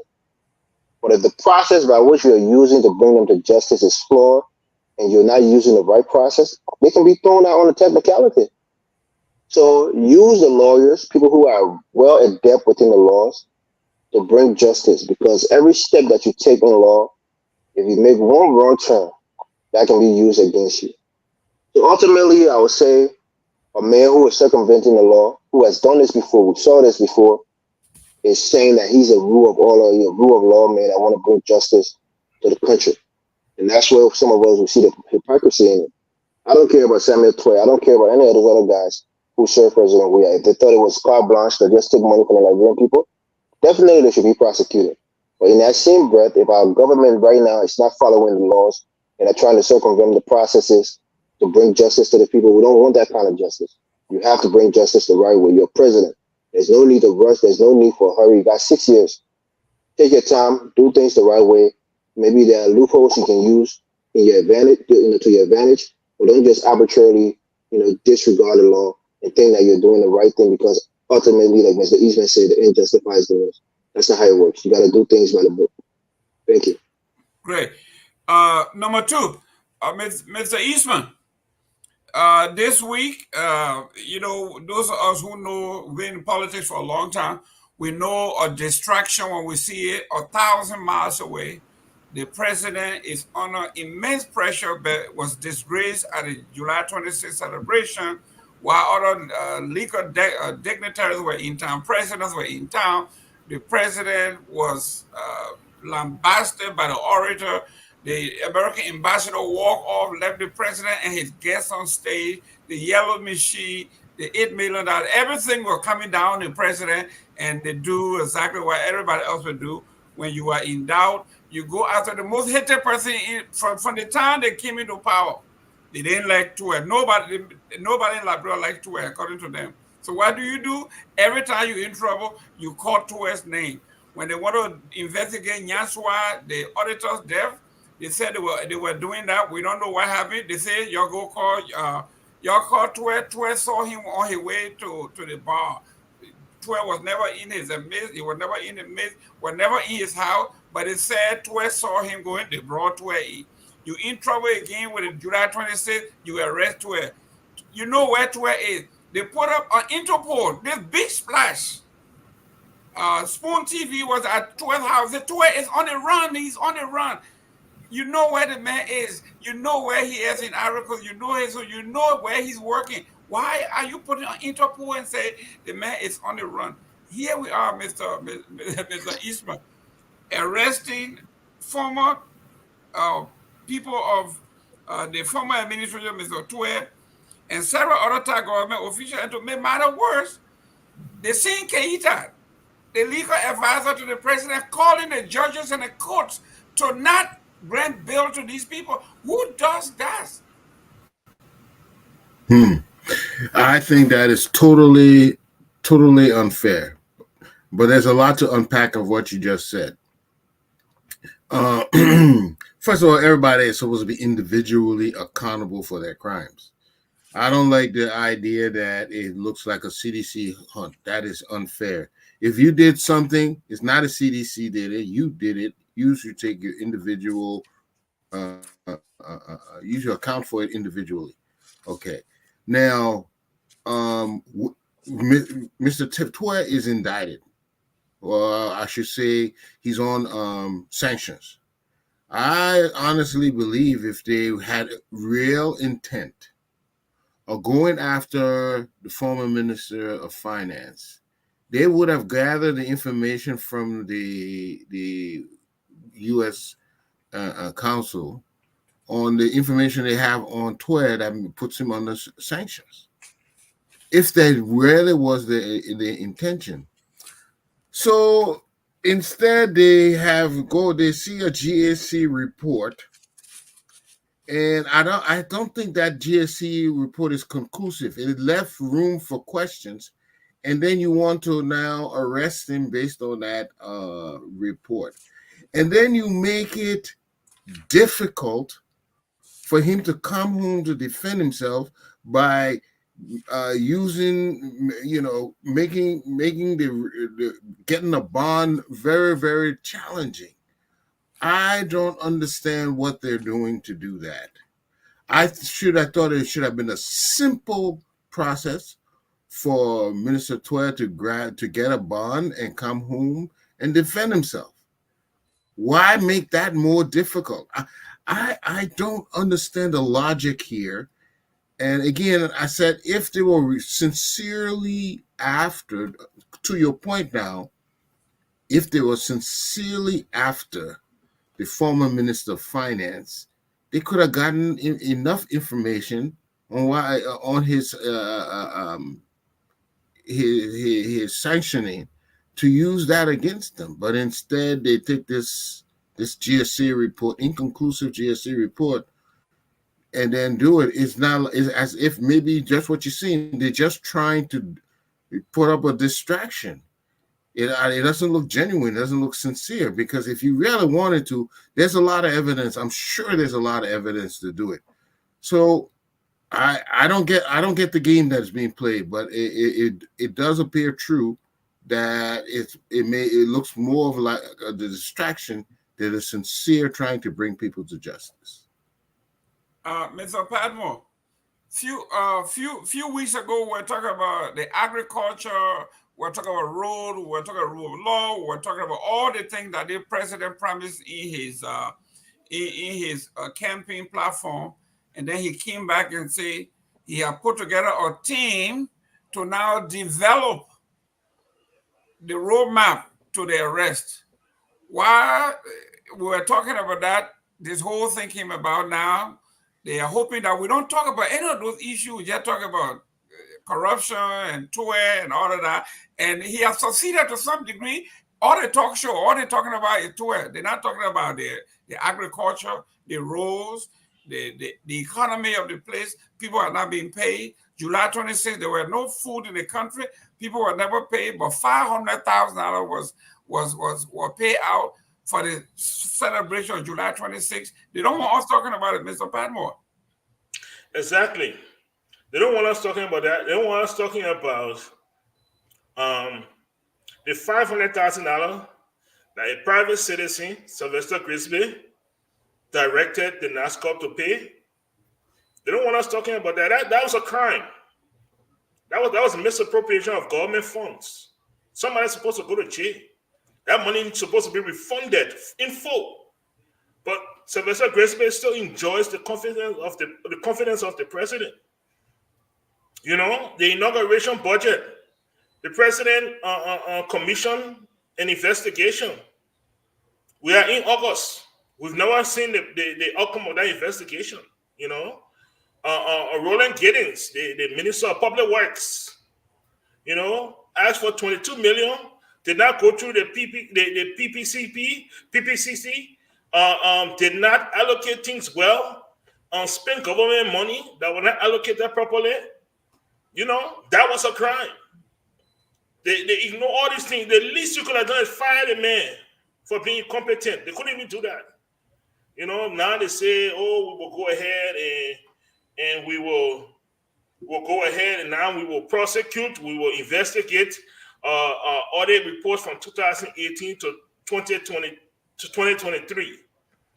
Look, this is UPMO. If you know UP, when Ellen Johnson became president, Ellen Johnson arrested a sitting president, and now he wasn't sitting at the time, a former president, Judy Bryant, in jail. And the whole country was on fire. Yay! Corruption is really coming to be over now. What? They arrested Judy Bryant? Ellen government will turn out to be one of the most corrupt government in Liberian history. This is what United Party does. This is the MO. This is how they do. When they come with fire, they come with all these things. Oh, we're going to hold people accountable. We're going to arrest people. All these things is just you camouflage for United Party. This is how they pretend. And after, all they want to do is they want to suppress the opposition. They want to suppress the opponents. That's all. This is the intention. If we can destroy, right now they see CDC as the opponent. They see CDC as the greatest threat for 2029. If they can destroy CDC, if they can annihilate CDC, okay, this is the intention. This has nothing to do with corruption. This has nothing to do with accountability, transparency, nothing. This is about destroying the opponents. And once they can do that, then they feel that nobody ever there in 2029, and they can seal again and continue. That is their purpose. And anybody who don't see this, obviously you haven't dealt with United Party before. I've told people this before. No, if United Party really wants to fight corruption, they will let the investigation and the evidence lead the way. Everything that CDC did, everything that CDC is accused of doing, over-the-counter transaction, borrowing from the donor fund, pushing money into the security sector. Where do you think all that thing started from? Ellen government. All that thing came from Ellen government. But they don't want to talk about it. If you look at, we are running behind $6 million, $6.5 million to say Samuel Toure stole. There's evidence that almost $300 million is missing. Which one you really supposed to be running behind? The country needs money. Every day we're crying that we need budget, we need money to support the budget. And you have people out there that have stolen hundreds of millions of dollars from the Liberian people. And you say, no, we're not touching it because it was before 2018. What kind of sense does that make? Besides the fact that you want to protect your people. Now we're dealing with the $8 million that the government paid, reimbursed to the bank. They won't follow that money. Where did that money come from? All these little small things. But I will tell you something. I will say it now because it needs to be said. The greatest challenge that we've seen in Africa is leaders holding on to power. A lot of times we think leaders hold on to power because of money. That is not true. Most of the people, by the time they're done with their first, second term, they have enough money for 2-3 lifetimes. They hold on to power to avoid prosecution. That is why they hold on to power. The way we see this thing going right now, what these United people are doing, United Party people are doing, and they know the precedent that they are setting, that the day come for us to leave from here, the way how these people will jump behind us and prosecute us. I see a Liberia where it will be very difficult to remove the sitting party out of fear of prosecution. And that is something that we need to keep in the back of our minds. Justice must be blind. And everybody should have equal protection under the law. We should never encourage one government to go after a set of individuals. Go after the crime. Where the crime lead, that's where you go. We saw in America, Donald Trump was found guilty. The Republican was found guilty of certain things. At the same time, a Democratic senator was found guilty. This is how you do it. That way, nobody can cry foul. Democrat can cry foul. Republican can cry foul. But when you just sit there and say, you know what, we don't want any power, so we'll only go after seditious. And then 6 years from now, when we leave from here, then before you come after us, all you are doing is you are creating that process. We saw what happened when we did that in the 80s. It led to a war. Because you can't attack one group of people. Eventually, they will fight back. And we've seen what has happened. And because we lived through that war, we must be the one. When we see it coming again, we should be able to say something to people. It might not be war next time, but you cannot target a group of people and think that it will just end well. It doesn't. People will fight back. They'll get tired. And that President Weah has seen they will resist. What does that mean? How does that interpret? Who knows? Who knows how that? But all year, November 7th, when shooting went on at CDC headquarters, if George Weah had not gotten up at that time and spoken and called for calm, who knows where it would have led? Our country is volatile. We have to be responsible. I'm getting off my soapbox. Yes, all right. Mr. Tao. Yes, sir. I think Mr. Pat will segue into the next action of this year. The former President George Weah went and won the present government that we have other report from 2008. We have them all on the books. He says we are asking you to include from 2008 when the first administration ended and the first audit came in, include all to my term and go after everybody that were involved and go and be fair. Say, but if you don't do so, we are going to resist through the law and through the political process. And we've seen what he said have become true. One of his adjutants, Mr. Talu from the central bank, have filed a lawsuit against the sitting president and the Liberian government for illegally removing him for breaking the law. Just what they said they were going to do. They were going to challenge this government. They were going to resist. They have fired the first shot. Okay. So look at what happened in the first place. No disrespect to the former president, but he need to shut up. That is why I would say that here. Because this is why. When he came to power, Ellen Johnson Sirleaf and her children and her friends, they looted that country, they bankrupted that country, they mortgaged the entire nation. But because Opon was so broke, because you see, a lot of people don't know him. I know him. He was broke. He was trying to make some money. When Ellen left her party and endorsed him, I was in Liberia in 2017. I was there for the whole year, from 2016 all the way to 2017, when they wanted to break ground on that road going from Bon County to Lofa. When he came to power, everybody was crying out. Ellen had committed so much corruption, persecute her. The audits are there. John Marley did it. What did we do?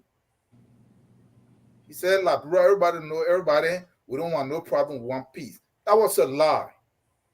Because he had been funded by Ellen, he himself had the intention to steal so that he can recapture his old glory of becoming a millionaire again. He sat there, he did nothing. He ran a very, very bad government.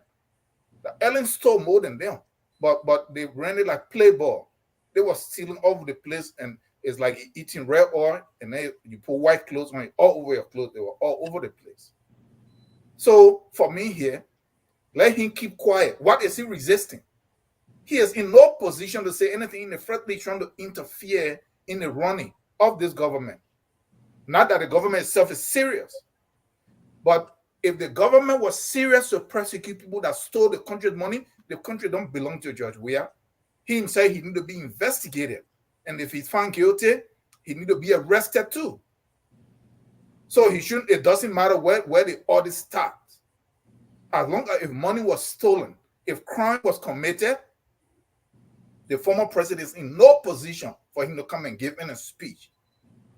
In a serious country, he won't even be able to give that speech that he gave, calling it State of the Nation address.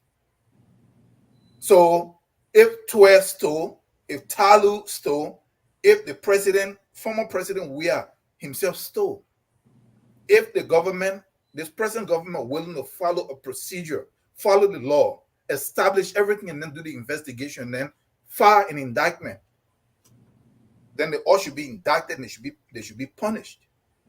So that's beside the point. So George we are speaking don't mean anything. So the Labram Bushman name. But you see, this is what we're saying. If you don't develop the youth, because all these people are what is Bwaka, what is Ellen, what is Samuel Twelve, what is Weir, what is Talo, Ellis Talo, which one or Prince Johnson, they all depend on the youth.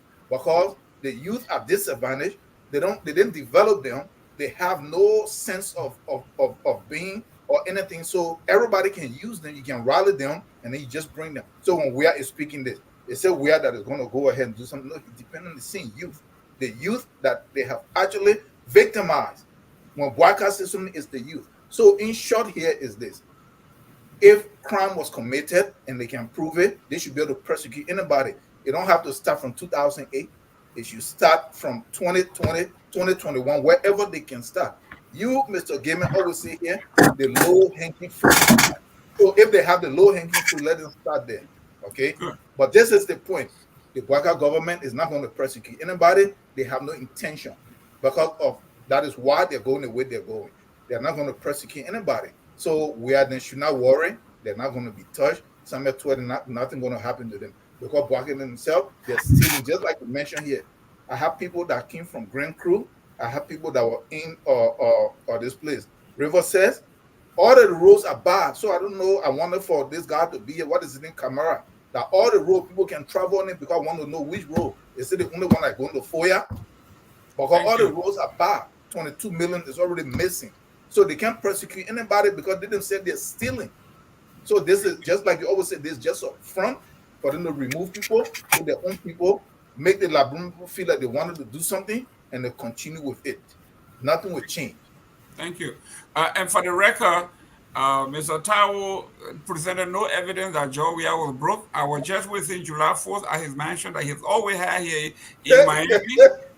So he still had it. He still had all his stores in Miami on rent. They are still there being. So I don't know where he coming from. No. I checked out that store. That store was inactive and being used as garage. I was just here. We just had the that store is leased as a mechanic shop. They just had a massive. Yeah, he's getting the rent from it. He owns it. Listen, they have this massive part. Listen, guys. That property was on a foreclosure. Listen, we ourselves. Yes. Listen. The man just had it when they had a couple of America at his mansion here. Mr. Jimmy, can you stop defending the former president? Let's go. Mr. Jimmy, I just want to make it. Listen, I just want to make it clear when he said, when we say these things, you gotta at least show some evidence. When you say the man was totally broke, you gotta show some evidence that it did. The man picture alone used to tell that you're broke. It what? The man was broke, man. His what? His picture. And where picture tell you today after the game? Now you want a millionaire? Hey, God, let us not even go that far. Dr. Booty, here we are, the rule of law. Okay? The rule of law, the former president promised, Jesse said that they were going to resist through the legal system and through the political system, and they have fired the first salvo. They have taken the president administration to court. The act that established the central bank says these people can only be moved through the process of impeachment, beginning in the House and tried and convicted in the Senate for removal. Dr. Booty. I think I've already I've spoken to that point. I think the point I want to address is what we were talking about with regards to the former officials of government who have been arrested or harassed, I would say, right, by this government, and also what President Weir said. Look, I had a lot of discussions with Liberians here who support President Bwaka, and that was during the election. And one of the threats that they were always putting out there is, oh, we'll audit them. This audit thing started way during the election, right? And they really made it look like a threat that they came specifically to do a witch hunt. Look, the point that Mr. Tao made, and I'm just going to take a little bit from it, a lot of the young people in Liberia support President Weir, whether you like it or not. Many of the young people in Liberia support President Weir. We saw what happened or almost happened at the airport recently when this government stupidly sent army officers to the airport to go and police the airport when President Weah was coming to the country, which was unacceptable in and of itself. Going after, and I said to all of my Liberian friends here, I said, look, going after President Weah is not good for Liberia. If you are saying that we want to be a government of transparency, look, we have to start somewhere, right? We always have to start somewhere. Come in, you say, look, I will hold my children accountable. So you come, everybody declare their asset. They say they got almost 1,000 of them declare asset. You declare your asset. You make it public. And then start to hold your people accountable so that you can demonstrate to future leaders, this is how it should be done. There is absolutely no need to cherry pick when you want to prosecute people for corruption. If you want to prosecute people, like Mr. Tao said, go all the way back from the start of Ellen Johnson's early government and prosecute everybody who's been stealing money since that time. You can't say, oh no, we're only going to 2021 or 2022 or 2018 because you know it's no. You want to do it right. My advice to this government is there's no need for it, right? If these guys stole money, I know I use the word impunity. I'm not asking that they go with impunity. We can start now. Let this government be the starting point of the new accountable and transparent Liberian government. Let them declare their assets so we know how much money they're worth. So that when they're leaving office, we can then say, okay, we'll hold you accountable and check. How did you get this? How did you get this? How did you get this? Let's not waste money on Fiamomo investigations and prosecutions that will go nowhere. Start the transparency now. Start the accountability now. Demonstrate to us that you are the guys that are going to be accountable. And then we take it from there, set the scene for future leaders to come in so that we know we have taken a different direction in terms of leadership in Liberia. Because it's a waste of time. I agree with Mr. Tao that President Weah missed the boat, right? He had an opportunity to investigate. I also understand from his perspective, look, politics is a difficult thing. You know, you can't go, the devil, the people, I know they say the devil that dress you or the person that dress the devil, you can't put them outside. Well, you can't go put Ellen outside when that Ellen dress you and brought you to the thing. You know, so I understand that as well. So let's just, look, clean slate. That's what I'm asking for in Liberia. Clean slate. This government has an opportunity to have a clean slate, to start that accountability, and let's take it forward from there. Let's not look backward. Let's look forward. Thank you. Mr. Morris, like the former president said, and everybody is saying, from 2008, when the first report came in, all the way to 2023, if we have 300 reports, why don't we send all 300 people to the court, let them all set their bill, leave them to the devices of the law, let them all post their bill, and if the judicial system stacker them and say we got 200 where you guys, everybody in our possession now, we can't do all 200, but we start from 2023 and work our way down, it will make sense because they are all under the jurisdiction of the court. But instead, you have become the judge, the jury, and the executioner by saying, I'm only going to prosecute because this audit they are talking about is the most recent audit. And they are going there. The audit said there were no criminal activities, but there were procedural errors. For instance, they gave two instances. One was that a check was given to a corporation, and instead of the corporation going through their system, they went directly to the central bank and cashed their own check. Yeah, go ahead. Mr. Gamer, let me say this. I will echo what Mr. Tao was saying. President Boyka, keep doing what you're doing. You, like I said, arrest George Weah, former President George Weah. Do things the way you're doing it. You know, the Liberian people will reap the benefits, and they will also reap the consequence that may come from it. You want your government to be in power?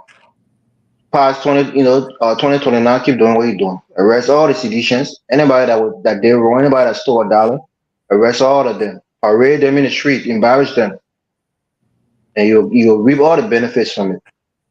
So that's the best thing for the nation. You know, we in the diaspora, we're in America, we're safe. We can go back and come on this platform and chant for justice. You know, that arrest plan that they wrote, it was a forerunner. It was a harbinger of what their policy was going to be. You know, they want to antagonize the CDC. They put their arrest there because the intention was when we come there, we will arrest you. It was clear, it was glaring that that's what they wanted to do. And I'm in favor of it because I know what will be the outcome. So arrest all of them. Arrest Joe Weir. The next time you see him on the street, arrest him and drag him down, you know, and carry him to jail, put him in South Beach. And your government will reap all of the political benefits of it. So when guys want to talk tough, they take George Weah to be nobody because you don't have a military background. He's, you know, soft spoken. He's always crying for peace. So everybody think that you can push him any kind of way you want to push him. There will be no repercussions. So do it, President Obama. You're very right. The guys who were taking from the EPS, they're waiting for you right in the wing. Those ladies and their husband who were in the army who were crying for benefits, waiting for you right in the wing. So keep doing what you're doing. You'll reap all of the great benefits. Your government will be so popular. You will enjoy everlasting peace. Do it and keep doing it. That's what I want to see. We're all crying for it. We in America will be just fine. All the benefit that Liberian people will reap it, we won't get any of that benefit. They will enjoy all the benefit and all the peace in the country. So, 2 thumbs up, President Boyka. Keep it up. That's my take on it. Mr. Gay, welcome. Let me give you the last piece here. Apart from that you are looking for around the president, that's somebody yes. Yes, according to the Front Page Africa, it says paper within the hand, they got complaint from the judiciary that the president's office were calling the judges and the courts to not give these people bail. Mr. Gay. Yeah. So before I proceed, first of all, I want to apologize. I set myself to come on, and then my line of work, you know. Man, this is your 200 apologies. Just go into the thing. Just go to the my line of work just permits me most of the. Don't eat our time, man. Go ahead. Something have to pop when I have to go. Yeah, but listen, man. I agree with part of what Mr. Taiwo said, only to the point where the removal of the central bank governor, there is an act. If the mayor is on a suspension, you cannot replace him. If you want to fire him, fire him. Suspension does not mean termination. It's clear there's a distinction between suspension and termination, right?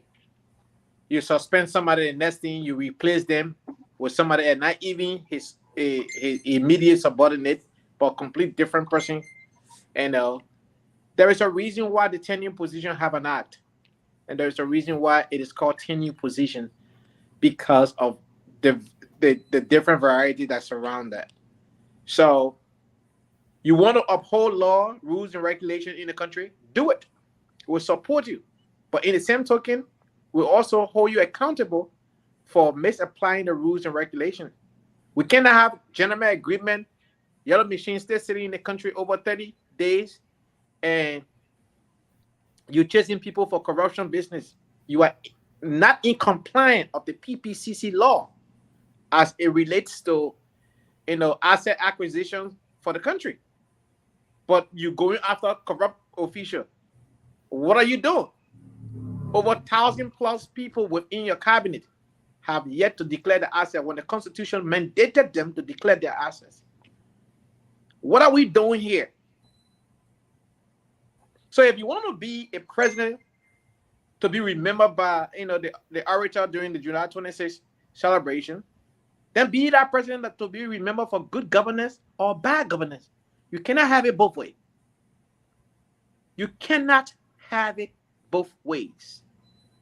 And that's what I see this administration is trending on. Bending the rules on one hand, and on the other hand, want to uphold the rule of law. It does not apply that way. So whatever you do on the left has to be done on the right for the equation to balance. You cannot do it one way and expect the other way to figure itself out. That is the reason why people are looking at this administration and say, wait a minute. For me, I'm all for good governance, rule of law, and giving other people the opportunity to strive and other different things. But do not do it with one eye closed. Do it with both eyes open. Let everyone be treated under the law given the same opportunities. That is the only thing that I see with this administration, and I continue to wonder, what are they doing? They should have been the most experienced administration that we have ever seen in the history of Liberia. This man served multiple presidents, unlike Tarboro, who served one president for many years before becoming president. This man saw so many different presidents, different style of leadership, had higher governmental positions, and then sat with someone for 12 years. Then went in opposition for 6 years to reflect what they did wrong. And then come into office and making these kind of rookie mistakes. What is happening here? Did he learn something along the way, or he wasn't paying attention? What is it? What are those advisors around this president are doing? Yes, we want people to be held accountable. Impunity should be a thing of the past. Each government official needs to be held accountable as to every citizen of Liberia who will violate the law. But you cannot have your almost 75% of your entire cabinet yet to uphold constitutional mandate, declare your asset.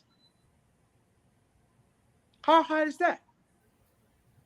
So that is my only part with the whole administration, that yes, you want to uphold the rule of law, you want to do the right thing, but people within your circle are violating the law every single day. We have a questionable person at the port of Monrovia, Freeport, Queen Johnson, a person of interest, giving a reward. We heard Mark Jabate the other day making imminent threat to a lawmaker that you're going to kill him. And these things are happening under your watchful eyes, and you are not doing anything about it. And the nation is going the way we're going. How can we fight corruption and don't address the rest of the other things? So my question is, just do the right thing. Or when will you start doing the right thing? Thank you. Are you back my time? Good. The last one here, Ms. Isma. You know, sometimes Liberian people, we just love giving big speeches and we clap, sometimes 3-hour speeches, and people clap, and it has no substance. It's just big English, talking to folks who barely understand what you are talking about, and you stand there because you graduated from Columbia or something. You just get a speech for hours, and then you leave at the club, and then that's it. The president had his fifth cabinet meeting. While he was giving the cabinet meeting, Councilor Alexandra Zoe, executive chairperson of LDCC, says 26.5% of the 1,900 people Joseph Boyka has appointed has done so. She is saying almost 80% of the 1,900 have refused to submit, to declare their assets. We are talking about 1,900 people that were. She says this: the asset declaration exercise is vital too in our fight towards the corruption. That is step one, she says. This is this is Zoe. She is telling the president in Liberia that step one, the vital two, step one in fighting corruption is the declaration of assets. And of the 1,900 people as of last Friday that the president has appointed, 80% of the 1,900 have refused. 1,900. Mr. Ismail here, you are the man. They are talking about fighting corruption. We talk about the lowest of the hanging fruits. We say charity begins at home. Charity begins at home. How can you hold somebody else responsible? And you got your own people that you have appointed. breaking the law, and this is why the folks are talking like you are witch hunting. When the law is being broken in your own office and you said nothing, Mr. East. Yeah. First of all, when you know the guy once saying in law that I love, anything that is not done legally is not done at all. This provision they made in the Constitution that all government officials have to declare their assets is inadequate. When you make a law such as that, it has to be followed with failure to comply with this XXXXX will happen. That is not in there. It's excuse my language, but it's a half-assed law. Now, what a president could do, he could come up with a statement saying that any one of my appointed officials who have not declared their assets at the date of expiration of this will be suspended or terminated. He would have gotten every last one of them to go and do it. Okay. So it's a law, but it's not reinforced. And the reinforcement should have been inherently reinforced with punitive clause or consequential actions to be taken for failure to meet the statute of the law. But there was nothing like that. And so it's one of those weak things. And tell you the truth, let's dig deeper here. If somebody declares their assets, of course that has to be verified. But when they're leaving, who has declared their assets leaving government? Isn't there also a clause when you're leaving government, you're supposed to declare your assets? Yes. Yes, there's a clause in the Constitution that says you have to declare your asset. Even if you maintain that position for more than 3 years, every 3 years you must declare your asset as well. Who does that? And who has done doing it? Yeah, so we have to admit to ourselves that some of our laws are weak. They're not enforced properly. And what are the effects of not enforcing those laws? So there is that. But I think there's some things more significant that we have been talking about is when you try to dismiss Liberians. We all Liberians, and if you come with a new administration, fine. But just remember that the person you're trying to get rid of is also a Liberian, and we should not try to go outside the law to do it. And this is not acceptable behavior. I don't know, Liberians not looking. This is not acceptable behavior that you going outside the law to remove somebody. If we don't want the law, let's repeal it. Why can't we live by what we committed to? It's something, that will come back and haunt us because we were not forced to adopt these resolutions and these provisions. We did it on our own accord, and then why can't we live by them? It has to come a point that we allow ourselves to be governed by the laws we created. Until then, we will have all kinds of things going on. I don't think we're taking full advantage of our resources. And if this administration wants to succeed, I think they should set example instead of trying to, do the same as other administrations have done. I think the best way for Joseph Boakai to do, for instance, with this bank, with this the governor of the bank, reinstate him. Go ahead, reinstate him.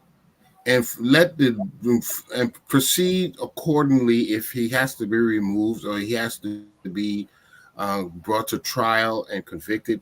Proceed accordingly. but don't try to do it, forcing the issue. I think we got a lot to learn here. If we force it, it will happen again with somebody else. Great. Mr. Padmo, we have exhausted our panelists and our agenda. Now let's go to, we got 10 minutes here. I want to give everybody 2 minutes here to give us basically a wrap up. We have the country here that we all cared about, and we are all concerned because every one of us here have investment in the country, whether it is through financial, family. We all have a stake in this. And I told you when I went to Liberia, the folks, when soon I entered Buchanan, the people started, oh, the diaspora, and I come back again, oh, then I can look for a job. So everything that goes wrong in Liberia, Mr. Padmo and Mr. Booty, I think you were right, Mr. Morris, they blame everything on diaspora Liberian. And one in particular, and just enlisted names.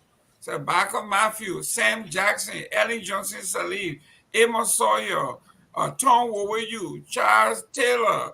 I mean, you name it, it just went down the list. And it is very difficult for you to debunk when the people know what they are doing, that all their trouble we have brought it upon them.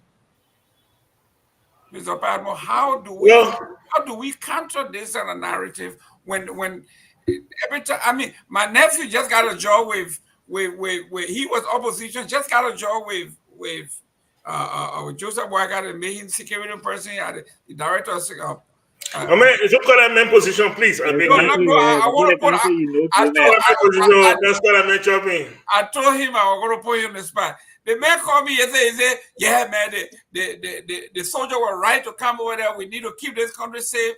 And sometimes you gotta put the paperwork something and do something. The man said we should put the Constitution. This is the guy who was quoting the Constitution here. He said sometimes we gotta put it aside and take care of what's good for the country.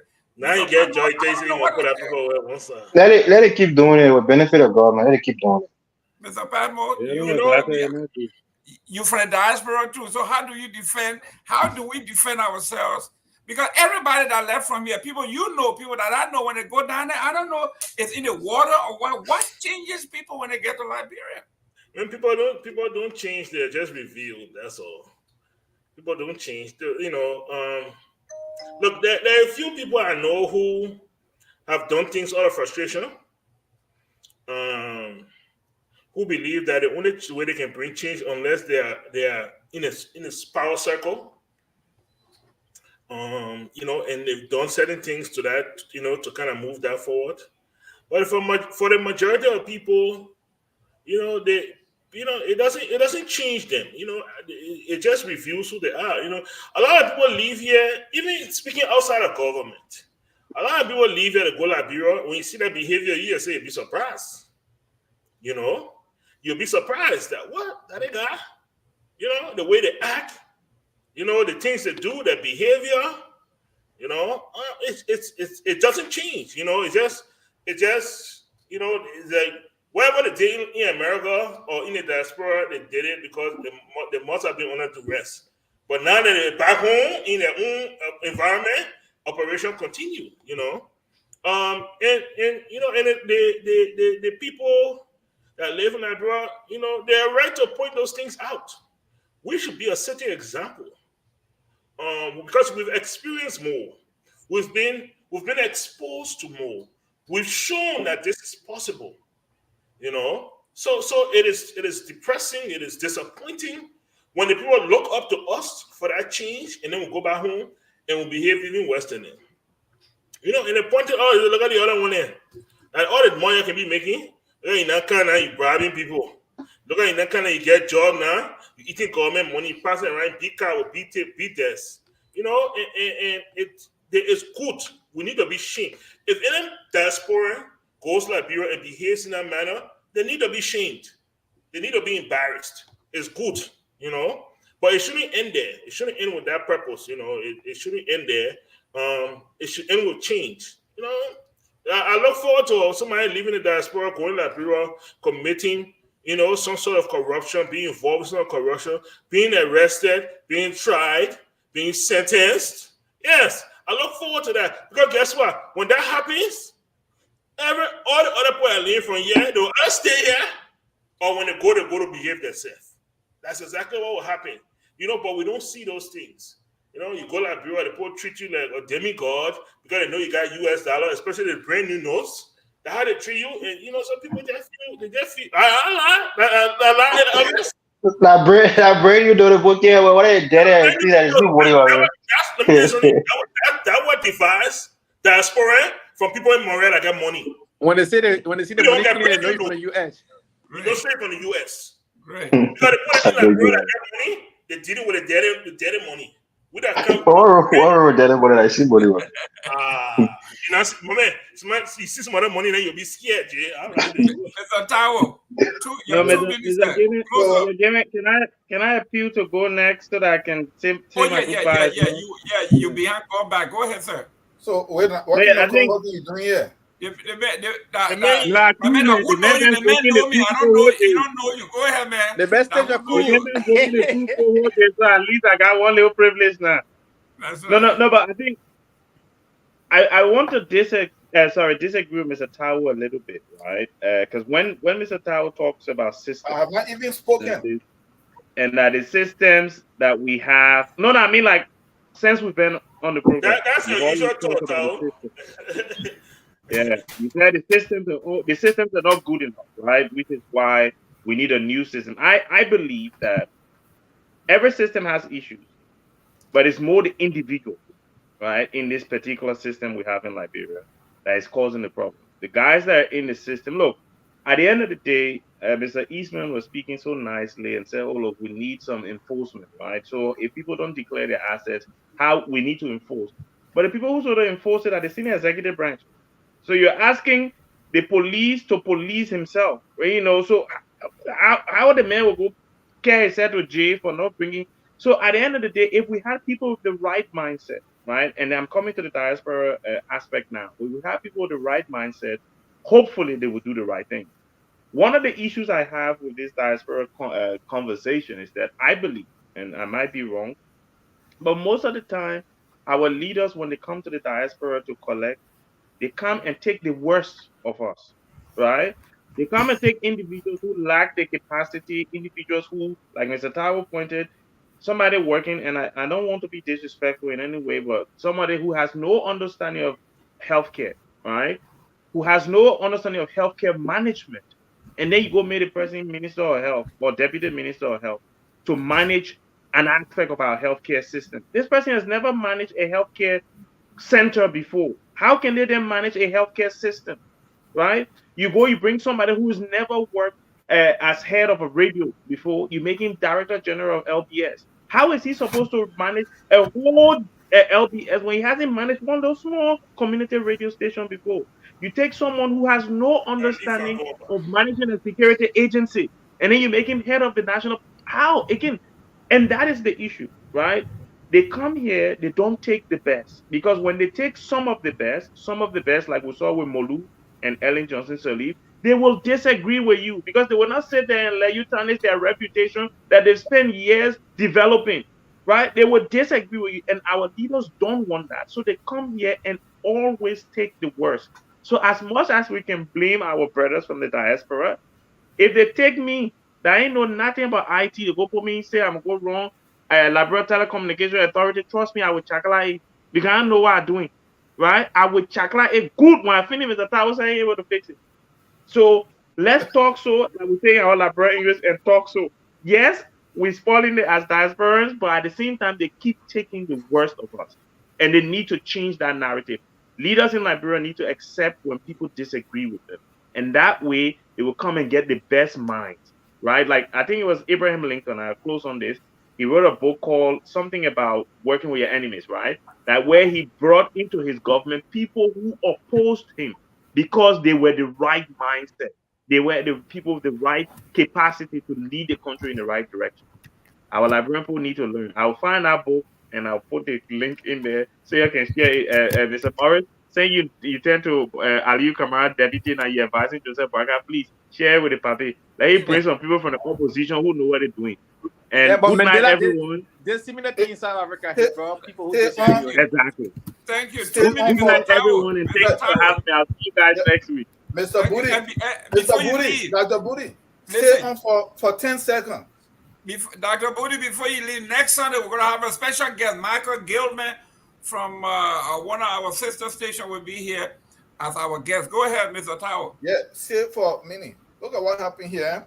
You mentioned a point that this is my continuous position, right? It is the system. The system, it is not possible for everybody that come in there. The outcome is the same. Look at the justice department in the US, right? Under Trump and under Biden. It's not the system. It's the individual. Look at what happened here now. No, look at what happened here now. You are talking about taking a system that is Eurocentric. You see government.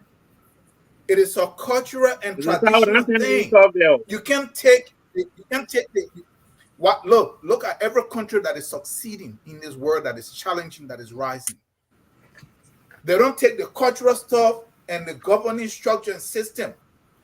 Just like it is not that you don't learn something from it, but you take it, you don't modify it to suit it to your own use based on your environment. You want to take and forcing a circle into a triangle. Mr. Are you saying that it is the system that fired the central bank governor illegally? The system illegally fired the central bank governor, or is it the president, the individual? We'll have a different discussion on this, guys. Wrong system. But look, let us not argue. The system works if you do the right thing.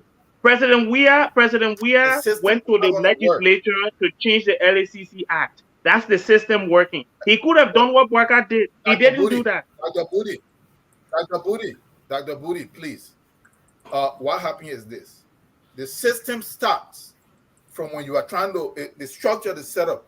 Okay, people here, the Arizona Cummings people, they think that he's going to come in. They think he's going to do something.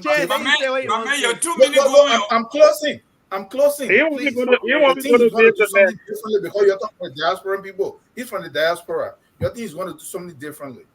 Alexander Cummings is a heavily indebted person now based on the electoral political system that you have, who has been sponsoring election for 3 elections. This is where the corruption begins. People invest in these people. We don't want to see this. So then we are arriving when Cummings is not president. Then we start saying, how is he doing this? People fund these people.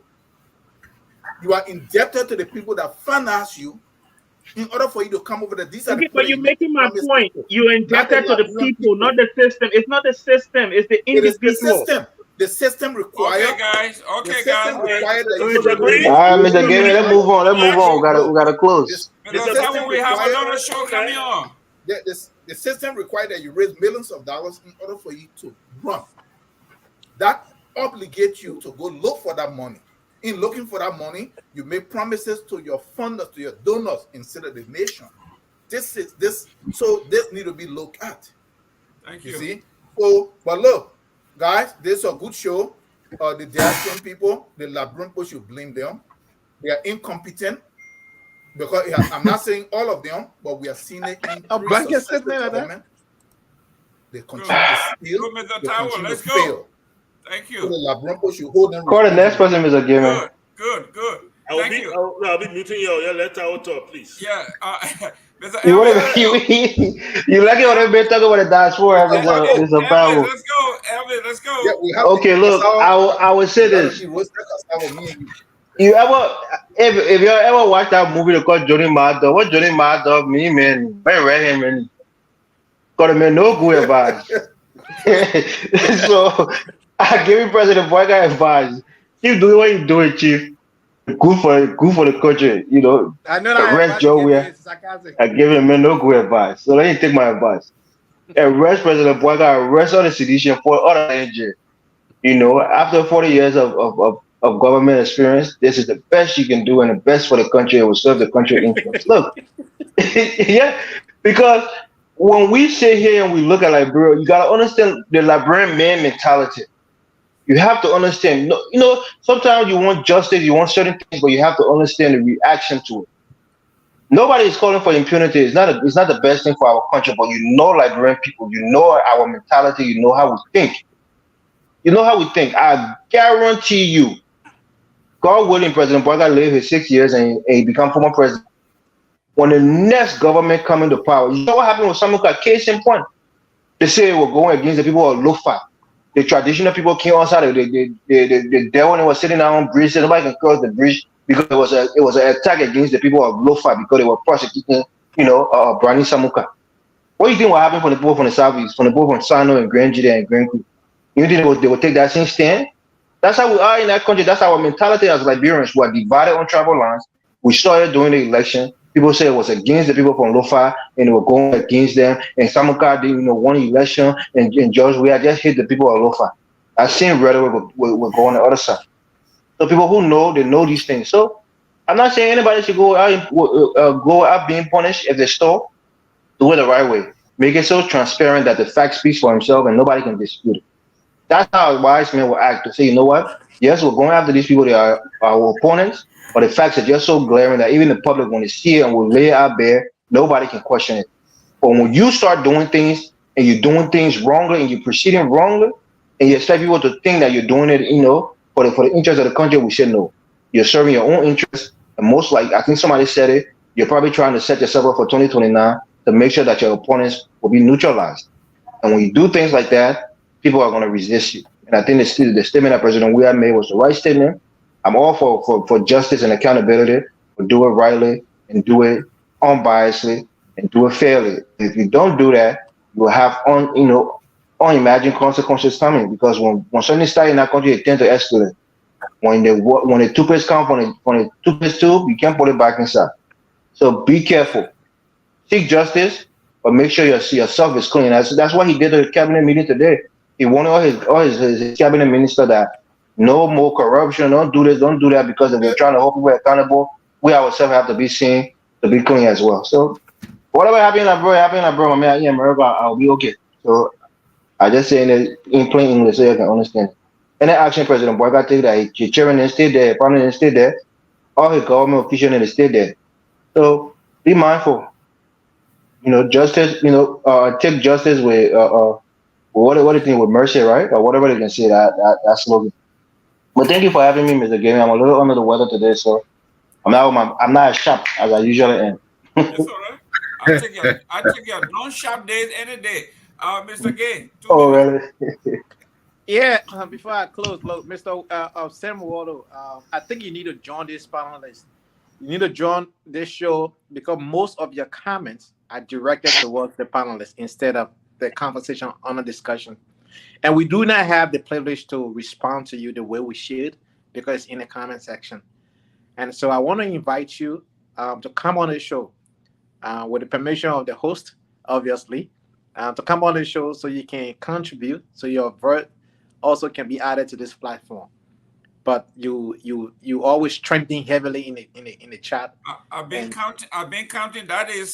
That is invitation number 29.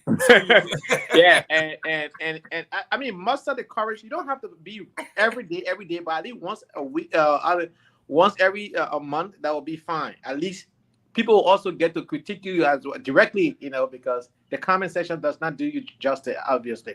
But guys, great show. I was following, so I heard most of the things that was said. Let me say this, right? The point of this administration to actually be respected in Liberia, outside of Liberia, has to do with this administration re-examining herself. Cabinet meeting number 5, and it's still operating as though they never worked in government. That in itself is a disservice to our nation. If the president takes upon himself to go dedicate a biometric machine or fingerprint machine, so to speak, the resources that you spend just to move the president from one location to another to dedicate just one fingerprint machine can purchase almost 3 to 4 of those machines. Again, wasteful spending. You are not prioritizing the most important thing, the IG, who are dedicated to that machine. You did the same thing with the security booth. You did the same thing with 20 vehicles. I mean, where are we heading with this administration? Misplaced priorities. The same president said in his own statement when he was dedicating those vehicles that he was made aware right after the runoff that there was only 8 operational vehicles in Monrovia alone. The rest of the other 14 counties did not have vehicles before the national budget was drafted. So this president, who came with the mantra of arrest and rule of law is one of those pillars, did not prioritize national security in his national budget, folks. When you have people saying things like that, I'm quoting the president himself. He made that statement. I'm not making this up. Reference point, when the vehicle was dedicated at the ministerial complex, the president said that we only had 8 vehicles of LMP in operations that were operational. The rest of the 14 counties have no vehicle for the police. Before the national budget was drafted, this national budget, however, reward our lawmaker $100,000 each for every representative and $150,000 each for each senator. That means our boy Yeke Koluba, our men Safoko, they're going to receive $100,000 each this year, not next year, this fiscal year. So if this administration came to rescue Liberia, they will prioritize national security. For investors to come to the country, security is one of the paramount things. You have police, have no logistics, have no way of getting around. Police have to tell somebody, say, oh, in order for me to go arrest the person that you complain about, you need to put me on motorbike before they can go arrest that person. The police have no vehicles. And those vehicles that they took, these are not vehicles that we can use in the interland. We cannot use those vehicles. Very low. We need Toyota Hilux or any other double cabin pickup 4x4. So if you really want to rescue this country, you will not do general article agreement. You will not sit there and just do things as though you have never worked in government. If your 4 decades of government experience never taught you anything, I, Anthony Gay, never worked in government before. I have a common sense to understand that prioritizing national security, investing in things that will turn the economy around, prioritizing agriculture, healthcare, and those basic things are very important. Then paying $40,000 to transition a person to just one ministry. Folks, this administration is not serious. And we need to start holding them accountable now. Since they want to hold other people accountable, they themselves need to be held accountable. And I'm not saying this because I'm in the opposition. I'm a Liberian first. My passport says nationality, Liberian, not a political party. And so if Liberia does well under this administration, we all will do well. And so, folks, good show. We're tuning into the next show to be, in the comment section. Great. Mr. Eastman, you're a diplomat. They may not go all over the world now. Wonderful show. It's a good show. I liked how we started promoting Liberia and Liberia's image and the youth of Liberia. I think it was an excellent show. We examined the recent appointing or unappointing of officials of the Buckeye administration. I think it's going to be very interesting. I think we haven't seen the whole Buckeye administration yet. We're just beginning to see the beginnings of that. And 1 year from now, I would really like us to be back and discussing how they're doing. But we can clearly see that it is going to be a struggle. And that is because of the way they're going about it. Whenever you're doing things, as Sam Wallow famous word, unorthodox, you're going to struggle. You see, whenever you're going out of the regular playbook, now you have to start paving the road on your own. You move on a paved road. Right now, you're not even on the dirt road. You're making new road all in the bushes, and it's always difficult to navigate that way. But there's still room for improvement, and I know the Liberian people, that's what they're looking for.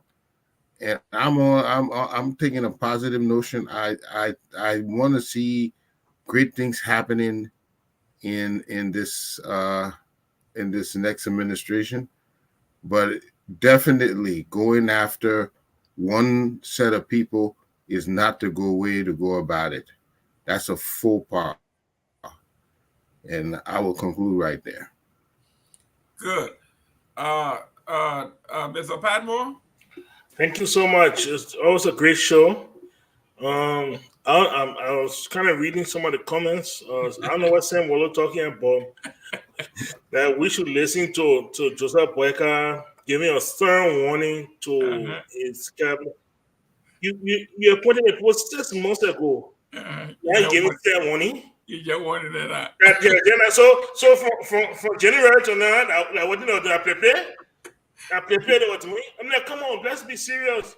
The people that they stern warning to 75% of them have not even declared their assets. 80%.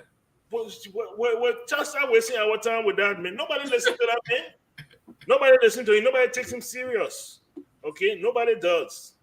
They all know they keen there on a political favor. They see what's happening to the central bank, and they know it's business as usual. You know? Look, I will say this before I leave. We all want to see corruption end in Liberia. We want to see that. We need to see that. That's the only way our country can go forward. But if we must fight corruption, we must fight corruption everywhere. And we'll make sure that it is transparent so that people do not feel that they are being witch hunted. You know? And the president must stay above the fray. Donald Trump was prosecuted in this country, and every single time Joe Biden was asked about it, he continued to maintain the Justice Department is handling that. Whatever comes out of that goes to the court. Whatever the court decides, that's it. You don't be out there throwing dog whistles talking about if we're witch hunting you unless you wish. All those things, like, come on, man. You know, you stay above the fray. You create a wall between you and the justice so that it doesn't appear as if you are influencing the process. You know, this is not something we should be saying. 47 years in government, this is not something we should be telling you, you know. But this is where we are. It's been a busy week. We look forward to a lot more next week. We'll see where this government is headed. We'll see what the Supreme Court says concerning the central bank on suspension of the governor. We'll see what kind of back road, because if you remember this president, when the Supreme Court kicked out his dismissal of the tenant people, he went behind them and took some back road route to take them out so he could put his people in. We'll see what other undercover, underhanded, shady deed that this president is going to do now to remove Tano and to put his own kissing man in there. So we'll see how that goes. It's Liberia. Liberia is a country where we cannot be, that we can never, ever be deported from. So we'll continue to work with it, and hopefully we can make the strides that we need. But it was a great show, and I'm looking forward to next week. Great. Ladies and gentlemen, before we go, next Sunday, we're going to have Mr. Michael Gilman here from GST, and we're going to be having a great conversation, Tony. But Mr. Padmore, real quick here, based on the Liberian observers, their own explanation and their own observation analysis of the Joseph Boyka, they said the executive, 959 of the appointees, they refused to comply. The executive, the legislative, they have 73.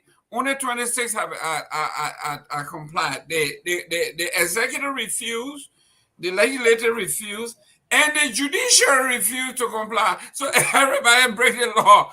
The judiciary that's supposed to upkeep the law, uphold the law, they are in violation of the law. The legislature that's supposed to be our representative, direct representative of us, they refuse to comply. The executive that's supposed to enforce the law, they themselves even worse than everybody. So we are chakla, you know. During the coup, there's a guy on the Basel that wrote this poem. When think chakla is chakla. It's chakla for the poor, it's chakla for the rich. It's chakla for the poor where dog and cat eating the same pen. It's chakla for the rich where people are walking crazy. When they're walking, they chakla. Now we got rich people children walking 20 miles from 100 miles from Basel to Monrovia. You got poor people children walking. So where we are now, the whole country chakla. The executive, the legislature, the everything. Yes. Just a second, right? The law, the asset declaration law, that is not even a law. If you really look at it, because it's something that you call non-binding. Yeah, but it's code of conduct. We expect. We don't have to tell you to do it. You know, it's just the right thing to do. But that is the thing that ailing them from the Unity Party. That is what they did. They just score political points for them to say, you see, they have something there, but it don't hold you accountable. You are not required. Yeah, well, we change the people. We change the whole thing. The new people came. They did the same thing. We change the whole thing again. It's us. It's us. To be amended. No, it's us. We have to get in the street. When President Weah was talking about the referendum to reduce tenure, to do this, who went against it? The same people that killed it. Okay, guys. Let's, Mr. Pepper, next week, same time, if it's 4 o'clock, we'll be out here discussing issues. Thank you. I fought against that referendum. I hate the agenda. All right. We all love Iran. Iran is our home. Love Iran people. Iran, you raise it all we want. Love Iran. Iran, you raise it all we want.